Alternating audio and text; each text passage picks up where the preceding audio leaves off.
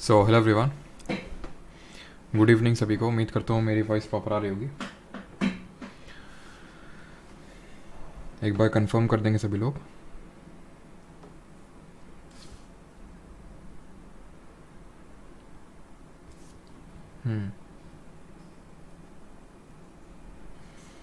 Film चालू होने वाली है, अपन पॉपकॉर्न लेकर बैठ गए। अच्छा चलो तो फिर स्टार्ट करते हैं, फिल्म चालू करते हैं।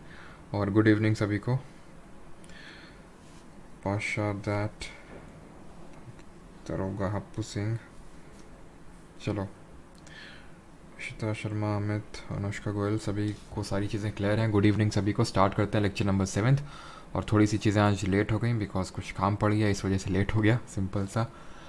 और कल से उतना ही टाइम में रहेगा। और परसों फ्राइडे है ना, कल परसों, आज है वेडनेसडे, कल है थर्सडे और परसों है फ्राइडे। तो फ्राइडे को रहेगा आपका ऑफ, ठीक है। आप लोग ऑफ ऑफ बोलते हैं ना, तो फ्राइडे को थोड़ा सा ऑफ रहेगा बिकॉज फ्राइडे को मैं क्लास नहीं ले पाऊँगा बिकॉज अवेलेबल नहीं रहूँगा, बिकॉज मुझे वही है फादर के अपने पेंशन के रिगार्डिंग कुछ काम है, उस वजह से मुझे बाहर जाना पड़ेगा, इसलिए क्लास उस दिन नहीं हो पाएगी आपकी फ्राइडे के दिन, ठीक है। बाकी आप लोगों की रेगुलर टाइमिंग 7 PM पे रहेगी और सैटरडे संडे को भी जो हम लोग निट्टो सीरीज़ करते हैं वो भी रहेगी, ठीक है। चलिए स्टार्ट करते हैं lecture number 7। First question, Tapi river basin x tends over the state of dash. Tapi जो नदी बेसिन है वो डैश राज्य तक फैला हुआ है, छत्तीसगढ़, तमिलनाडु, कर्नाटका और महाराष्ट्र। बताइए। तो तापी रिवर का जो बेसिन है वो कहाँ तक एक्सटेंड होता है। अब ये बेसिन क्या होता है रिवर का? बेसिन होता है कि कोई रिवर और उसकी ट्रिब्यूटरी से मिलके जो पूरा आपका कैशमेंट एरिया बनता है, इसको हम कैशमेंट एरिया भी प्यार से बोलते हैं, या फिर जितना भी क्षेत्रफल ये सारी रिवर्स और ट्रिब्यूटरी सब मिला के कवर करती हैं उसको हम बोलते हैं बेसिन या फिर कैशमेंट एरिया। तो कहाँ पे एक्सटेंड नहीं होता है? तापी की अगर बात करें, बैतूल प्लेट्यू एमपी से निकलती है, extend over the state of, कहाँ पे है? अब हमें पता है कि नर्मदा और तापी कुछ इस तरह से फ्लो करती है। ये विंध्या है, ये सतपुरा है, उसके सॉरी ऊपर विंध्या है, नीचे सतपुरा, उसके बीच में नर्मदा फ्लो होती है और उसके बीच नीचे हमारी तापी फ्लो होती है। तमिलनाडु से कोई लेना देना है इसका? नहीं है। कर्नाटक यहाँ से कोई लेना देना है? बिल्कुल नहीं है। छत्तीसगढ़ से कोई लेना देना है? बिल्कुल नहीं है। आंसर होगा ऑप्शन नंबर 4, महाराष्ट्र।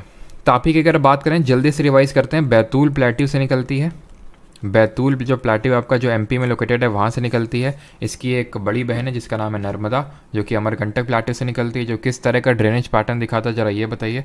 सीजल में अभी पूछा गया था क्वेश्चन एक, बताइएगा कि इनमें से किस स्टेट में महानदी रिवर का बेसिन एक्सटेंड नहीं होता है। जो महानदी रिवर है ना उसका बेसिन अगर हम बात करें, इनमें से 4 स्टेट में किस में नहीं है, आप बताइएगा। छत्तीसगढ़, झारखंड, और आपका एक स्टेट लीजिए यहाँ पे कर्नाटका, ठीक है, कर्नाटका और उड़ीसा, किस में एक्सटेंड नहीं होता है आपका महानदी रिवर का बेसिन। अब अगर हम बात करें तापी में ही आपका बैतूल प्लेट्यू, अमरकंटक और नर्मदा निकलती है, सॉरी नर्मदा निकलती है अमरकंटक से, वहीं से आपकी सोन निकलती है, वो रेडियल ड्रेनेज पैटर्न दिखाता है। बाकी ड्रेनेज पैटर्न को अगर हम रिवाइज करें तो हमने एक देखा था trellis drainage of pattern. Trellis में क्या था कीवर्ड? ट्रेलिस में कीवर्ड था परपेंडिकुलर, ठीक है, परपेंडिकुलर, वो गैंग्स ऑफ वासेपुर वाला परपेंडिकुलर नहीं, ये परपेंडिकुलर मतलब जो प्राइमरी ट्रिब्यूटरीज हैं वो पैरेलल फ्लो करेंगी, सेकेंडरी ट्रिब्यूटरीज उनको परपेंडिकुलरली ज्वाइन करेंगी। एक होता है हमारा dendritic drainage of pattern. Dendritic drainage of pattern वो होता है that resemble like a branch of tree, ठीक है, they resemble like a branch of tree, वो हमने देखा था। सेंट्रीपीटल, ठीक है, सेंट्रीपीटल जो ड्रेनेज पैटर्न था उसमें कीवर्ड था लेक और डिप्रेशन, जहाँ पे सारी रिवर्स आके गिर रही थी। तो अमरकंटक हमारा रेडियल ड्रेनेज पैटर्न था। तापी की अगर बात करें, इसमें उकाई डैम बना हुआ है गुजरात में, उकाई डैम, ठीक। फिर अगर यहाँ पे बात करें महानदी का जो बेसिन है वो कर्नाटका में नहीं है। महानदी की अगर बात करें, इसमें आपका हीराकुड डैम देखने को मिलेगा जो इंडिया का लॉन्गेस्ट डैम है, इंडिया का सबसे लंबा बांध है। महानदी की अगर ट्रिब्यूटरीज की बात करें, औंग, जौंक, तेल, ये क्या है, हसदे, ठीक है, हसदेव, मांड, ये सब ट्रिब्यूटरीज हैं, सहायक नदियां हैं महानदी की, ठीक है, जो उड़ीसा की एक मेन रिवर है। अगले क्वेश्चन पे आते हैं, which union ministry is related to the prime minister's employment generation programme. कौन सा केंद्रीय मंत्रालय प्रधानमंत्री रोजगार सृजन कार्यक्रम यानी PMEGP से संबंधित है? MSME, ministry, commerce and industry, labour and employment या फिर कॉर्पोरेट अफेयर्स। तो अगर प्रधानमंत्री एम्प्लॉयमेंट जनरेशन प्रोग्राम की अगर बात करें तो आप थोड़ा सा रिलेट कर पा रहे होंगे कि माइक्रो, स्मॉल और जो मीडियम एंटरप्राइजेज उसमें हमारी जो करंट गवर्नमेंट है वो काफ़ी फोकस करती है, तो इससे आप रिलेट करके कर सकते हो। तो option number first, ministry of MSME यानी कि micro, small and medium enterprises. Question number third, which of the following pairs of Himalayas feature is correct. यहाँ पे आपको दिया ये रीजनल डिवीजन है हिमालयाज का हमारा, कि कुमाऊं हिमालयाज बोलते हैं, नेपाल हिमालयाज बोलते हैं, पंजाब हिमालयाज बोलते हैं, तो रीजनल डिवीजन है।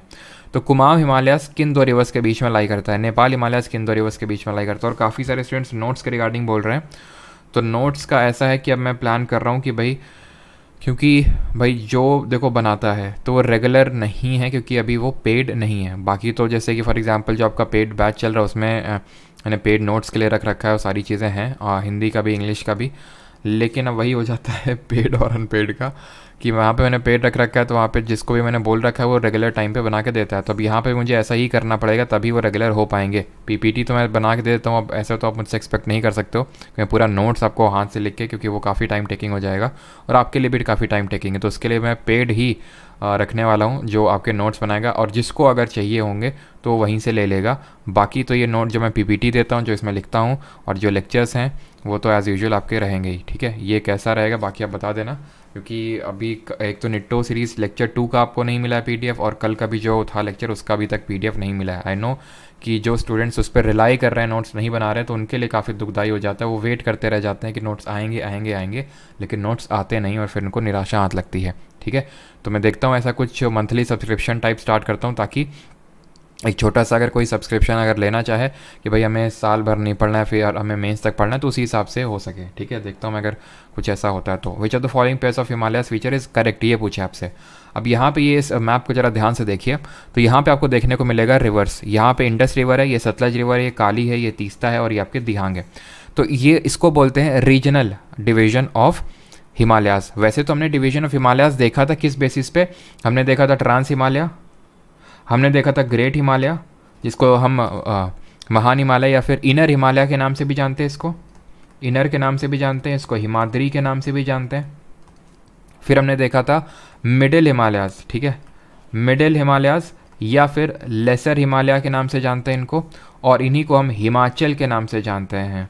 और इसी को ही हम डिफरेंट जगहों में, जैसे पीर पंजाल के नाम से जानते हैं जेएनके में, फिर इसको हम धौलाधर के नाम से हिमाचल में जानते हैं, देन आपका नाग तिब्बा, एंड देन आपका महाभारत रेंज नाम से जाना जाता है नेपाल में, नाग तिब्बा इन उत्तराखंड, डिफरेंट नेम्स है मिडिल वाले के। और यहाँ फिर आपकी लास्ट आती है शिवालिक, ठीक है, जिसको हम आउटर हिमालय भी बोलते हैं, सबसे हमारी निचली। और मिडल और शिवालिक के बीच में जो लॉन्गिट्यूडनल वैलीज़ मिलती हैं उनको क्या बोलते हैं। और ट्रांस से आपको क्या याद आना चाहिए, काराकोरम, लद्दाख और जंस्कार। ठीक है, काराकोरम, लद्दाख, जंस्कार, ये क्या है हमारी रेंजेस इन ट्रांस हिमालयाज। और ये जो लॉन्गिट्यूडनल वैलीज़ है उनको हम बोलते हैं दून्स, जिसमें कि सबसे बड़ी हमारी देहरादून। ये जो डिवीजन है ये रीजन के बेसिस पे है। तो इंडस और सतलज के बीच में है पंजाब हिमालय, इसको आप ऐसे याद रख सकते हो SIP, है ना। SIP किसी ने सुना, सिस्टमेटिक इन्वेस्टमेंट प्लान। जो लोग इन्वेस्टमेंट में थोड़ा सा अगर ध्यान देते होंगे, अभी तो आप लोग ज़्यादा कुछ, आप में से ज़्यादा लोग अर्न नहीं करते होंगे, लेकिन काफ़ी लोग करते भी हैं, बिकॉज जितना मैं जानता हूँ काफ़ी लोग यहाँ पे वर्किंग भी हैं, गवर्नमेंट सेक्टर में भी और प्राइवेट सेक्टर में भी। तो वो उन्होंने अपनी SIP करवा रखी होगी, अगर आप इन्वेस्टमेंट करवाते हो तो म्यूचुअल फंड्स के तहत होता है। तो उससे आप याद कर सकते हो S से सतलज, I से इंडस, और सतलज और इंडस के बीच में P से पंजाब हिमालय, ऐसे करके याद रख सकते हैं आप इसको। सतलज और काली के बीच में है कुमाऊं हिमालय, तो KSK करके याद रख सकते हैं। ठीक है, KSK याद कर सकते हैं कि काली और सतलज के बीच में है कुमाऊं हिमालय। ठीक, और फिर काली और तीस्ता के बीच में है आपका नेपाल हिमालय, TNK करके, या फिर जो भी आप KTN करके याद रख सकते हैं। काली और तीस्ता के बीच में नेपाल हिमालय, तो तीस्ता और दिहांग के बीच में हमारा असम हिमालय। तो ये रीजनल आप याद रखिएगा, बिकॉज अभी ये CHSL में पूछा गया था, अभी CGL टीयर जो आपका 1 हुआ था उसमें भी ये क्वेश्चन पूछा गया है, तो इस तरह से याद रखिएगा, रीजनल भी पूछा जाता है आपसे। विच of the following is correct regarding the heating of the air, इसमें से आप देख सकते हैं काराकोरम, लद्दाख, जंस्कार, ये ट्रांस हिमालय की रेंज है जो अभी हम लोगों ने देखा।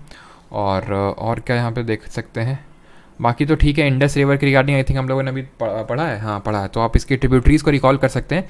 इंडस के झेलम, चेनाब, रवि, ब्यास, सतलज। इंडस की अगर बात करें तो इंडस रिवर वाटर ट्रीटी याद आनी चाहिए 1960 की, जो पाकिस्तान के साथ साइन करी थी, और अयूब खान वहाँ के प्रेसिडेंट थे, वहाँ के बेटे के मतलब पाकिस्तान के, और इंडिया के हमारे जवाहरलाल नेहरू थे प्राइम मिनिस्टर, इन दोनों के बीच में हुई थी कराची में, और वर्ल्ड बैंक ने इसकी मध्यस्थता करी थी। इसके तहत तो इंडस झेलम चेनाब का 80% वाटर पाकिस्तान को और 20% इंडिया, और उसका उल्टा यानी कि 80% मिलेगा इंडिया को और 20% पाकिस्तान को। रावी, ब्यास और सतलज, पुराने नाम याद आने चाहिए। इंडस का सिंधु, झेलम का अस्किनी, चेनाब का वितास्ता, रावी का आपका पुरुषनी, और ब्यास का बिपाशा, और एस से सतलज से शुतुद्री। ठीक है, सतलज से याद आना चाहिए कि कैलाश मानसरोवर से निकलती है, राकस लेक से निकलती है, इंडिया में शिपकिला दर्रे से एंट्री मारती है। झेलम की अगर बात करें तो वेरीनाग से निकलती है, चेनाब बारालाचला से, और आपकी जो रावी और ब्यास है दोनों निकलती हैं रोहतांग पास से। कहाँ से? रोहतांग दर्रे से। तो ये सारी चीज़ें आपको रिकॉल आनी चाहिए। ठीक है, रिकॉल होनी चाहिए। अब आते हैं अगले क्वेश्चन पे कि इनमें से कौन सा स्टेटमेंट सही है regarding the heating of air, वायु के गर्म होने के संबंध में निम्नलिखित में से कौन सा सही है? It expands on occupies more space, it becomes heavier on heating. ये फैलता और अधिक स्थान घेरता है, गर्म होने पर यह भारी हो जाता है। तो जब हम एयर को हीट करते हैं ना, जब हम एयर को हीट करते हैं या फिर किसी चीज़ को हीट करते हैं, मैं आपको सिंपल सा एग्जांपल देता हूँ। ठीक है, सिंपल सा एग्जांपल देता हूँ। ये आपका है ठंडा पानी, ठीक है, ये है आपका गर्म पानी। किस में चीनी जल्दी घुल जाएगी बताइए? ये तो सब डेली में आपने ऑब्जर्व ही किया होगा ना, गर्म पानी में जल्दी घुलेगी चीनी। क्यों घुलेगी गर्म पानी में चीनी? बिकॉज जब इन्होंने इस पानी को गर्म किया ना, तो इसके जो अंदर के पार्टिकल्स थे जो इसमें प्रेजेंट थे इस वाटर के अंदर, उसमें स्पेस क्रिएट हो गया। ठीक है, थोड़ा दूर दूर भाग गए। जब हम किसी चीज़ को हीट करते हैं तो उसके पार्टिकल में तेज़ी आ जाती है, काइनेटिक एनर्जी बढ़ जाती है, यानी वो ज़ोर ज़ोर से भागने लगते हैं, तो उनके बीच में स्पेस आ जाता है, यानी कि जो उनके बीच में स्ट्रॉन्ग फोर्स ऑफ अट्रैक्शन है वो वीक हो जाता है, इसलिए वो दूर दूर भागने लगते हैं, और इसलिए उन पार्टिकल्स के बीच में स्पेस क्रिएट हो जाता है जहाँ पे वो हमारी चीनी के पार्टिकल फिट बैठ सकते हैं गर्म पानी में एज़ कम्पेयर टू ठंडे पानी। उसी तरह जब हम एयर को हीट करेंगे तो kinetic energy in the particles बढ़ेगी और वो और ज़्यादा दूर दूर भागेंगे और वो और स्पेस को ऑक्यूपाई करेंगे। तो पहला वाला तो स्टेटमेंट सही हुआ। दूसरी की अगर बात करें, it becomes heavier on heating, heavy हो जाती है हीट मारने में। हैवी जो होती है वो हैवी चीज़ क्या करती है? हैवी चीज़ जो होती है वो डेंसर होती है, डेंस होती है, और वो सेटल डाउन कर देती है नीचे। अब मुझे आप ये बताइए कि वार्म एयर और कोल्ड एयर में कौन सेटल डाउन करती है? Cold air. यानी कि आप ये बोल रहे हैं कि आप किसी एयर को हीट करोगे तो वो ठंडी हो जाएगी? नहीं भाई, वो तो वार्म होगी। सिंपल सा आप लॉजिक समझिए, ये मैंने आपको बता रखा है कि जो कोल्ड एयर होती है वो डेंसर होती है और वो सिंक करती है, यानी कि नीचे। आप जब एसी चलाते हैं, एसी का आप खोलिए दरवाज़ा और वहाँ से जब कोई गुजरता है तो उसको पैरों में ठंडक का एहसास होता है। क्यों? क्योंकि जो कोल्ड एयर होती है वो सिंक डाउन करती है। वहीं अगर हम बात करें, इसका उल्टा होता है वार्म एयर में। वो क्या करती है? वो उतनी डेंस नहीं होती है और वार्म एयर राइज करती है। ठीक है, अब मुझे ये बताइए कोल्ड एयर और वार्म एयर किस केस में लो प्रेशर क्रिएट होगा? तो आंसर यहाँ पे क्या होगा? ऑप्शन नंबर फोर्थ होगा, ओनली 2। सिर्फ दूसरा, सॉरी स्पीकर राहुल गांधी वाला सॉरी याद आ रहा है मुझे, sorry speaker madam sir, speaker sir है ना, सर को मैडम बोल दिया था। तो यहाँ पे ऑप्शन नंबर फर्स्ट सही आंसर होगा, ओनली 1। और यहाँ पे लो प्रेशर की अगर बात करें तो वार्म एयर, और कोल्ड एयर की अगर बात करें ये हाई प्रेशर होता है। और एयर कहाँ से चलती है? हाई प्रेशर से लो प्रेशर में। ठीक है, अगले क्वेश्चन पे आए। Mahatma Gandhi national rural employment guarantee act, मनरेगा या फिर MG नरेगा, ठीक है नरेगा, इस पर भी हमारे राहुल गांधी जी ने गलती करी थी। नरेगा, फिर sorry MNREGA is an employment scheme that was launched in 2005 to provide social security by guaranteeing a minimum of dash days। यानी कि MG नरेगा में जो 2005 में आया था ये एक्ट, कितने दिनों का एम्प्लॉयमेंट इसमें मतलब गारंटेड है?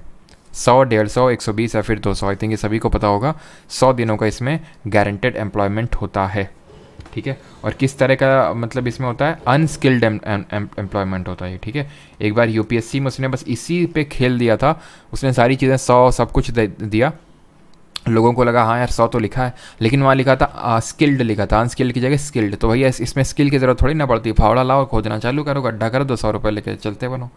मतलब जितने भी रुपए, 100 रुपये तो नहीं, अब तो काफ़ी बढ़ गया है। Which of the following words as not was not originally mentioned in preamble। इनमें से कौन सा शब्द जो है मूलतः जो हमारा प्रस्तावना है उसका हिस्सा नहीं था? सॉवरेन का मतलब है आपका संप्रभुता, सोशलिस्ट का मतलब है समाजवाद, रिपब्लिक का मतलब है गणतंत्र, और फ्रैटर्निटी का मतलब है बंधुत्व, भाईचारा। कौन सा नहीं था? अब preamble, we the people of India having solemnly resolved to constitute India into a democratic, socialist, secular, republic country। ये सब कुछ चीज़ें लिखी हुई हैं। फिर लिखा हुआ है to secure to its all citizen liberty, अभी बता रहे हैं आपको क्या क्या लिखा हुआ है, ठीक है। Liberty of thought, expression, belief, faith and worship. ये पूछ लेता है कि लिबर्टी कितने तरह की मेंशन है। अभी हम लोग प्रियम्बल अभी पॉलिटी कर रहे हैं, प्रियम्बल किया है, ये सारी चीज़ें आपको तुरंत याद आनी चाहिए। लिबर्टी कितने तरह की है, फिर जस्टिस कितने तरह का लिखा हुआ है, जल्दी से रिकॉल करिए, जस्टिस कितने तरह का है, इक्वालिटी कितने तरह की है, फ्रैटर्निटी कितने तरह की है, जल्दी से बताइए, ठीक है। और अगर हो सके तो ये भी बताइए कि जो हमने जस्टिस के कॉन्सेप्ट है वो किस कंट्री से बोरो किए हैं। हमने लिबर्टी, इक्वालिटी और फ्रैटर्निटी के कॉन्सेप्ट्स किस कंट्री से बोरो किए हैं। जस्टिस की अगर बात करें 3 तरह की है, सोशल, इकोनॉमिकल और पॉलिटिकल। इक्वालिटी की अगर बात करें 2 तरह की, equality of status and equality of opportunity. Fraternity सिर्फ एक तरह की है, लिबर्टी 5, जस्टिस 3, इक्वालिटी 2 और फ्रैटर्निटी 1। जस्टिस जो हमने बोरो किया रशिया या फिर अर्स्टवाइल यूएसएसआर, और लिबर्टी, इक्वालिटी और फ्रैटर्निटी की बात करें, इसमें लिबर्टी भी रखिएगा साथ में, फ्रांस या फिर जो फ्रेंच रेवोल्यूशन से एक कॉन्सेप्ट निकल के आए थे। यहाँ तक कि रिपब्लिक भी हम लोगों ने फ्रांस से ही बोरो किया है। अब बात ये आती, जो क्वेश्चन पूछ रहा है उसको थोड़ा सा टैकल करते हैं। तो हुआ क्या था, काफ़ी सारे हमारे केसेस हुए थे, उसमें सबसे पहले जैसे हमारा एक ये बेरूबारी वाला केस हुआ था, उसमें सुप्रीम कोर्ट ने हमारे ये बोला, सुप्रीम कोर्ट ने ये बोला कि preamble is not a part, preamble, ये सारी चीज़ें हम लोग देख चुके हैं, प्रियम्बल इज, लेकिन पीवाई की सीरीज़ में अभी तक नहीं देखा हम लोगों ने इस चीज़ को। तो preamble is not a part of constitution, not a part of constitution, यानी संविधान का हिस्सा नहीं है। और क्योंकि संविधान का हिस्सा नहीं, इसलिए इसको अमेंड करने की कोई बात ही नहीं आती, hence it can not be amended, it can not be amended. और फिर इस दोनों बातों से पलटी मारा हमारा supreme court he in the famous KBC case of 1973। उसने बोला is a part, preamble is a part of constitution, is a part of constitution and it can be amended, it can be amended. तो जब ये बात आई कि हाँ it can be amended, तो बस 3 साल बाद ही 42nd अमेंडमेंट ऑफ 1976 से, जिसको मिनी कॉन्स्टिट्यूशन बोलते हैं, इंदिरा गांधी के टाइम पे हुआ था, क्या कर दिए गए, 3 शब्द जोड़ दिए गए। 3 शब्द वो कौन से थे, सोशलिस्ट, सेक्युलर और इंटेग्रिटी। ये 3 शब्दों को जोड़ा गया, सिस करके याद रख सकते हैं, फिर ISS से याद रख सकते हैं, लेकिन कुछ टेक्निक नेमोनिक बना लीजिएगा ताकि आसानी से याद रहे। समाजवाद, पंथनिरपेक्ष और अखंडता। तो आंसर यहाँ पे क्या होगा, पूछ रहा है कि was not originally mention in the preamble. Originally का मतलब है कि जब हमने कॉन्स्टिट्यूशन को अडॉप्ट किया था 26 नवंबर 1949 को, तो ये बोलता है ओरिजिनली, इनमें से कौन सा ओरिजिनल नहीं था। तो ये जो वर्ड 3 जोड़े गए ये ओरिजिनली नहीं थे, बिकॉज इनको अमेंडमेंट से जोड़ा गया। तो इसमें से आपको कौन सा देखने को मिल रहा है, सोशलिस्ट वाला, ऑप्शन नंबर 2। सोवरेन पहले से मौजूद था, ये चीज़ याद रखिएगा। अच्छा, रिपब्लिक भी हम लोगों ने फ्रांस से लिया, और रिपब्लिक का मतलब क्या होता है, गणतंत्र का मतलब आई होप आप जानते होंगे। रिपब्लिक का मतलब होता है क्या, जहाँ पे इलेक्टेड हेड होता है। जैसे हमारा इंडिया रिपब्लिक है बिकॉज यहाँ पे हमारा हेड कौन है, प्रेसिडेंट है, वो इलेक्टेड है, भले इनडायरेक्टली इलेक्टेड है। और जरा ये बताइए कि उसका जो मैनर ऑफ इलेक्शन है हमारे प्रेसिडेंट का, वो कौन से आर्टिकल में अभी रिसेंट में हम लोगों ने पढ़ा है। तो इलेक्टेड है, और कौन से आर्टिकल, चलो जल्दी से देख लेते हैं। 52 बोलता है there shall be a president. Union की जो एग्जीक्यूटिव की पावर है वो प्रेसिडेंट पे रहेगी। 53 बोलता है an executive power of union shall vest in president. 54 बोलता है क्या, 54 बोलता है electoral college of the president, कौन कौन हिस्सा लेगा। और इसका आंसर क्या होगा, इसका आंसर होगा इलेक्टेड MPs प्लस MLAs, यानी कि नॉमिनेटेड लोग हिस्सा नहीं लेते हैं प्रेसिडेंट के इलेक्शन में। और 55 में मेंशन है मैनर ऑफ इलेक्शन, जिसमें कि हमने देखा है इनडायरेक्ट इलेक्शन होता है, यानी कि अप्रत्यक्ष रूप से चुनाव, प्रोपोर्शनल रिप्रेजेंटेशन यानी अनुपातिक प्रतिनिधित्व, और सिंगल ट्रांसफरेबल वोट मतलब एकल संक्रमणीय मत, और इसमें सीक्रेट बैलेट के थ्रू वोटिंग होती है। दैट मीन्स कि यहाँ पे डिफेक्शन का प्रोविजन नहीं लागू होता है, ठीक है। रिपब्लिक का मतलब ये होता है। अब ये जो प्रियम्बल है प्रस्तावना, it is like a summary of constitution. इसको ID कार्ड किसने बोला था, इसको ID कार्ड हमारा बोला था NA पालखीवाला जी ने। और पॉलिटिकल हॉरोस्कोप किसने बोला था, ये आप कमेंट में बताएंगे। NA पालखीवाला जी ने इसको बोला था क्या, ID कार्ड। और summary of constitution Ambedkar ji ने बोला था। और ये हमारा कहीं ना कहीं जो ऑब्जेक्टिव रेजोल्यूशन हमारे लाए थे, कौन, ऑब्जेक्टिव रेजोल्यूशन जो लाए थे हमारे नेहरू जी, उसी का ही एक तरह से इवॉल्व्ड फॉर्म है हमारा प्रियम्बल। जो उद्देश्य प्रस्ताव नेहरू जी लाए थे, कब ये लाए थे, 13 दिसंबर 1946 को प्रस्तुत किया था, और 22 जनवरी को 1947 को इसको अडॉप्ट कर लिया गया था हमारे संविधान सभा यानी कि कॉन्स्टिट्यूएंट असेंबली के द्वारा। प्रियम्बल हमारा कब बनाया गया था? प्रियम्बल हमारा तब बनाया गया था जब हमारा पूरा कॉन्स्टिट्यूशन बन के तैयार हो गया था उसके बाद में। Wet temperate type of forest are found between a height of dash metres यानी कि आर्द्र शीतोष्ण प्रकार के 1 डैश मीटर की ऊंचाई के बीच में पाए जाते हैं। वेट टेम्परेट टाइप की बात कर रहा है। 2000 से 3000, 1500 से 3000, 1000 से 2000 या फिर 500 से लेके 1000 तक। तो ये देखिए इंडिया का मैप, जो यहाँ पे आप बहुत ग्रीन सा देख पा रहे हैं, ये है ट्रॉपिकल एवरग्रीन फॉरेस्ट।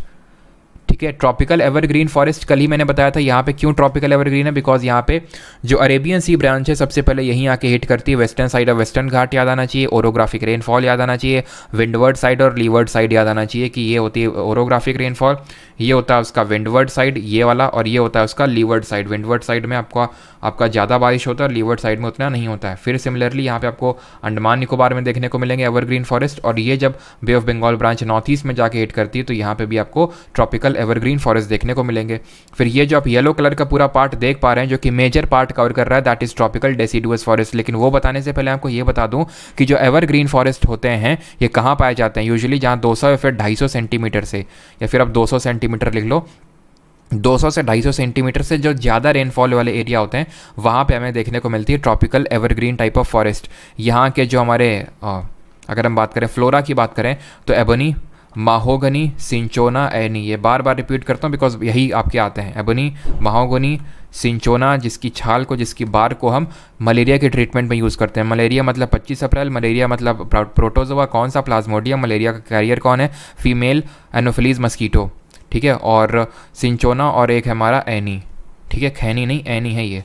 और अगर हम यहाँ पे बात करेंगे जो आपका येलो कलर से दर्शाया गया ट्रॉपिकल डेसिडुअस फॉरेस्ट, जो कि हम मानसून फॉरेस्ट के नाम से भी जानते हैं, मानसून वनों के नाम से जानते हैं, इंडिया का सबसे ज़्यादा एरिया ऑक्यूपाई करके रखते हैं, ये हमें देखने को मिलते हैं जहाँ पे लगभग आप बोल सकते हैं टिल 150 सेंटीमीटर, 75 सेंटीमीटर से लेके 150 सेंटीमीटर तक रेनफॉल होती है। वहाँ पे हमें ट्रॉपिकल डेसिडुअस देखने को मिलते हैं। इनको भी फर्दर कैटेगराइज करते हैं 2 पार्ट में, ड्राई डेसिडुअस, मॉइस्ट डेसिडुअस, लेकिन यहाँ पे उतना डीप में नहीं कर रहे हैं। अब यहाँ पे आते हैं माउंटेन फॉरेस्ट, जिस पे ये क्वेश्चन बेस्ड है।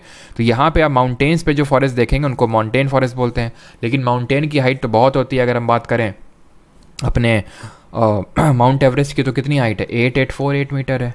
884। माउंट कंचनजंगा जो हमारी हाईएस्ट पीक है उसकी कितनी है? उसकी 8598 मीटर है। ठीक है, तो ये हाइट्स है हमारी पर्टिकुलर, और इस हाइट तक तो भाई बहुत वेरिएशन होता होगा, जैसे नीचे कुछ डिफरेंट टाइप, यहाँ पे कुछ डिफरेंट टाइप और टॉप पे कुछ डिफरेंट टाइप। तो ये जो वेट टेम्परेट टाइप फॉरेस्ट है ये हमें देखने को मिलते हैं 1000 से लेके 2000 मीटर की जो ऊंचाई होती है उसके बीच में। और यहाँ पे अगर हम बात करें तो अगर वेजिटेशन की बात करें तो देवदर, ठीक है, देवदर हो गया आपका, और बर्च और ओक।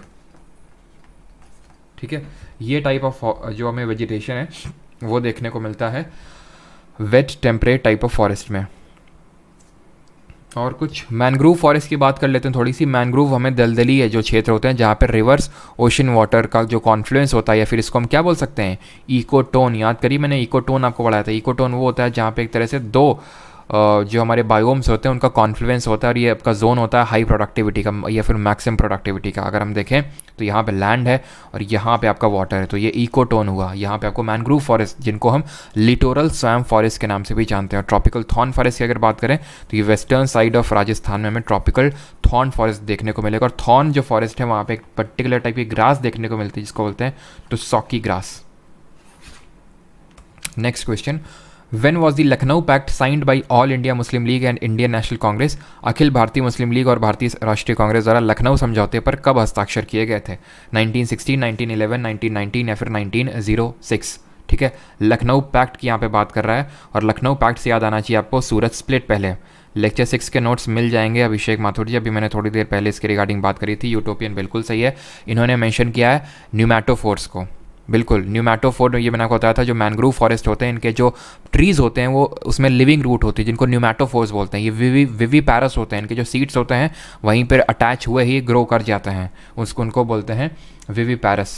ठीक है, ये सारी चीज़ें हम लोगों ने पढ़ी थी। अब लखनऊ पैक्ट की थोड़ी सी चर्चा कर लेते हैं, और इसी तरह का कमेंट में थोड़ा सा डिस्कशन रखा करिए ताकि आपको जिस तरह से कमेंट में देखने में अच्छा लगे, ताकि उसी तरह दूसरों को भी कमेंट सेक्शन देखने में अच्छा लगे कि हाँ कुछ एक्चुअल में कुछ लिखा हुआ है कमेंट में, कि हाँ अगर मैं कुछ चीज़ें मैंने 10 चीज़ें बताई तो उससे एक्स्ट्रा आपने दो तीन चीज़ें ऐड कर दी, वो होता है। अब ये सेशन को मैं सिर्फ वन साइडेड नहीं रखना चाहता हूँ, ठीक है, आप भी उसमें पार्टिसिपेट करेंगे तो आपका ही उसमें भला होगा। आप ये मत सोचा करिए कि मैं लिखूँगा तो दूसरे को लगेगा कि ज़्यादा काबिल बन रहा है, इतना डीप में सोचेंगे ना तो हो चुका फिर, ठीक है। इन जनरल भी लाइफ में आपको मैं बता रहा हूँ, ज़्यादा इतना डीप में कभी मत सोचा करो, काफ़ी लोगों की आदत होती है, and I was also one of them, ठीक है, कि ये ज़्यादा कोई क्या सोचेगा, ज़्यादा काबिल बन रहा है, नहीं करते हैं, ठीक है, अपना अपना रखते हैं।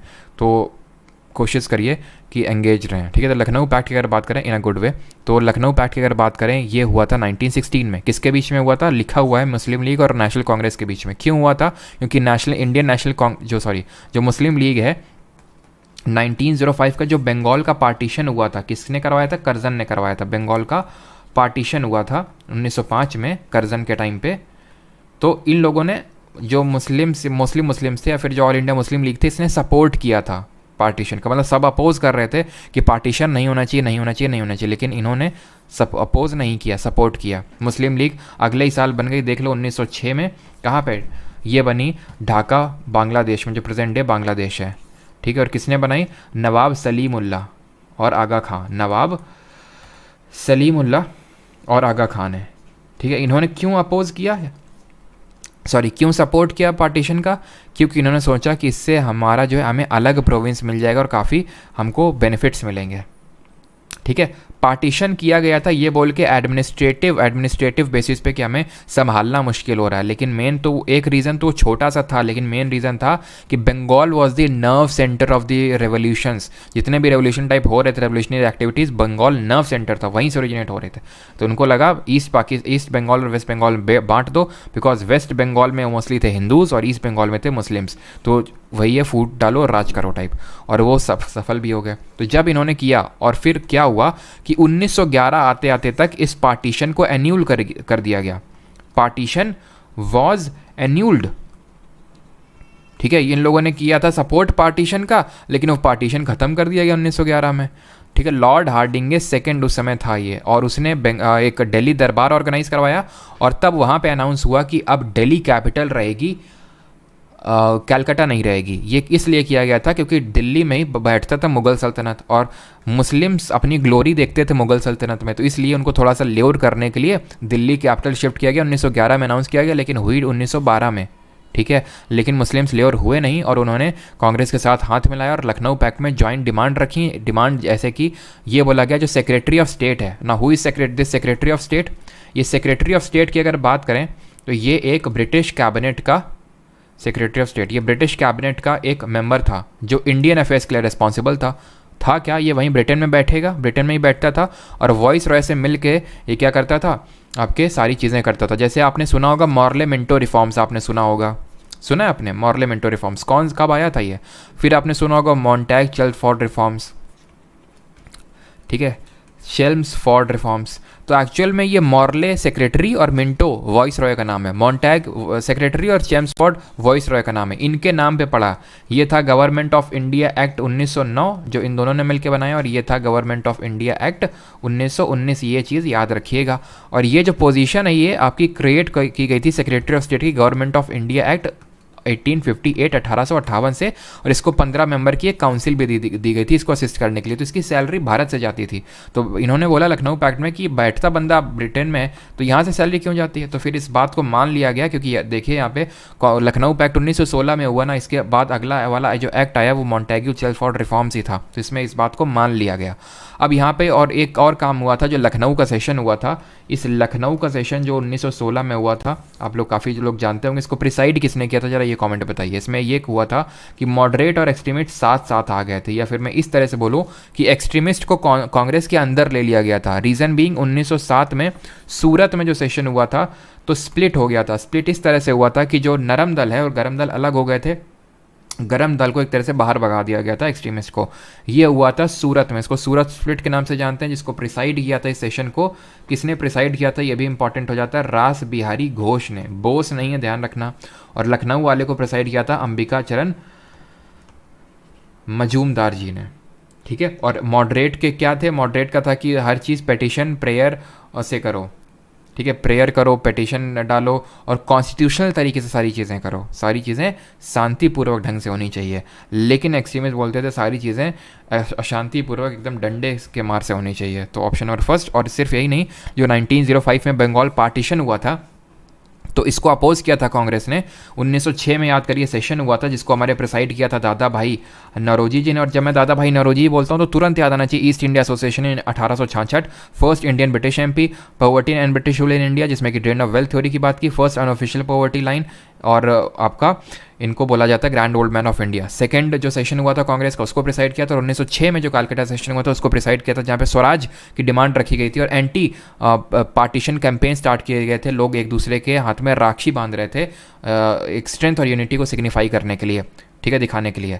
लेकिन अब यहाँ पे मॉडरेट और एक्सट्रीमिस्ट में अंतर था। वो ये चाहते थे एक्सट्रीमिस्ट वाले कि इस एंटी पार्टीशन कैंपेन को बंगाल तक सीमित मत रखो, पूरे इंडिया में फैलाओ इसको और मासेस जन जन तक फैलाओ। लेकिन मॉडरेट से चाहते नहीं थे, इसीलिए जो है ये एक मेजर डिफरेंस था जिसकी वजह से 1907 में सूरत में दोनों में अलगाव हो गया। Mohiniyattam dance form gets its name from a Hindu god, which god? Mohiniyattam नृत्य शैली का हिंदू भगवान किस से लिया गया है? कार्तिकेय, शिवा, विष्णु या फिर कृष्णा? मोहिनी अट्टम, मोहिनी अट्टम, तो मोहिनी किसका रूप है? मोहिनी है रूप विष्णु जी का। ऑप्शन नंबर थर्ड यहाँ पे सही आंसर होगा। मोहिनी अट्टम कहाँ का क्लासिकल डांस है? 8 शास्त्रीय नृत्य हैं भारत के, उसमें से जो मोहिनी अट्टम है केरल का है। केरल में 2 हैं, एक तो कथकली है और एक मोहिनी अट्टम है। तो अब हम थोड़ा सा पढ़ लेते हैं मोहिनी अट्टम के। तो एक ये चीज़ समझ गए, विष्णु जी का ये नाम पे रखा गया मोहिनी अट्टम। मोहिनी अट्टम की बात करें, यूजुअली एक सोलो डांस होता है जिसको विमेन परफॉर्म करती हैं, बट अभी इसको मेन भी परफॉर्म करने लगे। ये एक सॉन्ग में परफॉर्म किया जाता है जिसको बोलते हैं मणि प्रलवम, ठीक है, मणि प्रवलम। ये आपका शिव जी के तांडव और मतलब डांस स्टाइल की बात कर रहा हूँ यहाँ पे। डांस स्टाइल के भी एक्सपोनेंट भी देखेंगे। डांस स्टाइल अगर देखें तो शिव जी का तांडव भी दिखता है इसमें, ठीक है, शिव तांडव, ठीक है, और यहाँ पे जिसको तांडव बोल सकते हैं, और पार्वती जी का इसमें लास्य स्टाइल भी दिखता है, लास्य, ठीक है, ये पार्वती जी के उससे इंस्पायर्ड है। एक्सपोनेंट देख लेते हैं जो रिपीटेडली आपके पूछते हैं। भरतनाट्यम के सबको एक्सपोनेंट याद होगा, जल्दी से रिवाइज करें भरतनाट्यम के। क्या याद किया था? भरत ने अलार्म बजाई, अलार्मल वैली, अपने मम्मी रुक्मिणी देवी अरुंडले के पैर छुए, सुंदर सी अपनी एक दोस्त थी मीनाक्षी सुंदरम पिल्लई, उसको लिया, सारे भाइयों को लिया, मृणाली सारा भाई, मल्लिका सारा भाई। और कहाँ गया? वो गया कृष्ण जी की बाल कृष्ण लीला देखने के लिए, ठीक है। तो बाल कृष्ण लीला, तो लीला से लीला सैमसन, बाल से आपकी बाला सरस्वती, और फिर उसने क्या किया? वो आके सो गया, सोनल मानसिंह, ठीक है। ये सारे एक्सपोनेंट है भरतनाट्यम के। अब इसी तरह से कथकली के मोहिनी अट्टम के एक्सपोनेंट याद करेंगे। तो मोहिनी एक लड़की है, ठीक है। मोहिनी कौन है? एक लड़की है जिससे आपने बोला कि मोहिनी जा और क्या कर? गोपी के कान में कुछ सुना क्या? गोपी के, ठीक है, गोपी के कान में कुछ सुना क्या? तो गोपी, तो मोहिनी से आपने बोला गोपी के कान में कुछ सुना क्या? तो मोहिनी ने पूछा क्या सुना के आना है? तो तुमने बोला उसको सुना के आना जय राधा कृष्णा। क्या सुना के आना उसको? जय राधा कृष्णा। तो गोपी कैसे हो गया? गोपिका वर्मा। कान से हो गया कनक रेले, जिनके अभी रिसेंट में डेथ भी हुई है।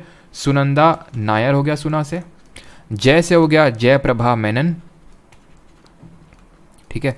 राधा से हो गया राधा दत्ता, और कृष्णा से हो गया आपका पल्लवी कृष्णन, ठीक है, पल्लवी कृष्णन। खत्म हो गए मोहिनी अट्टम के एक्सपोनेंट, ठीक है।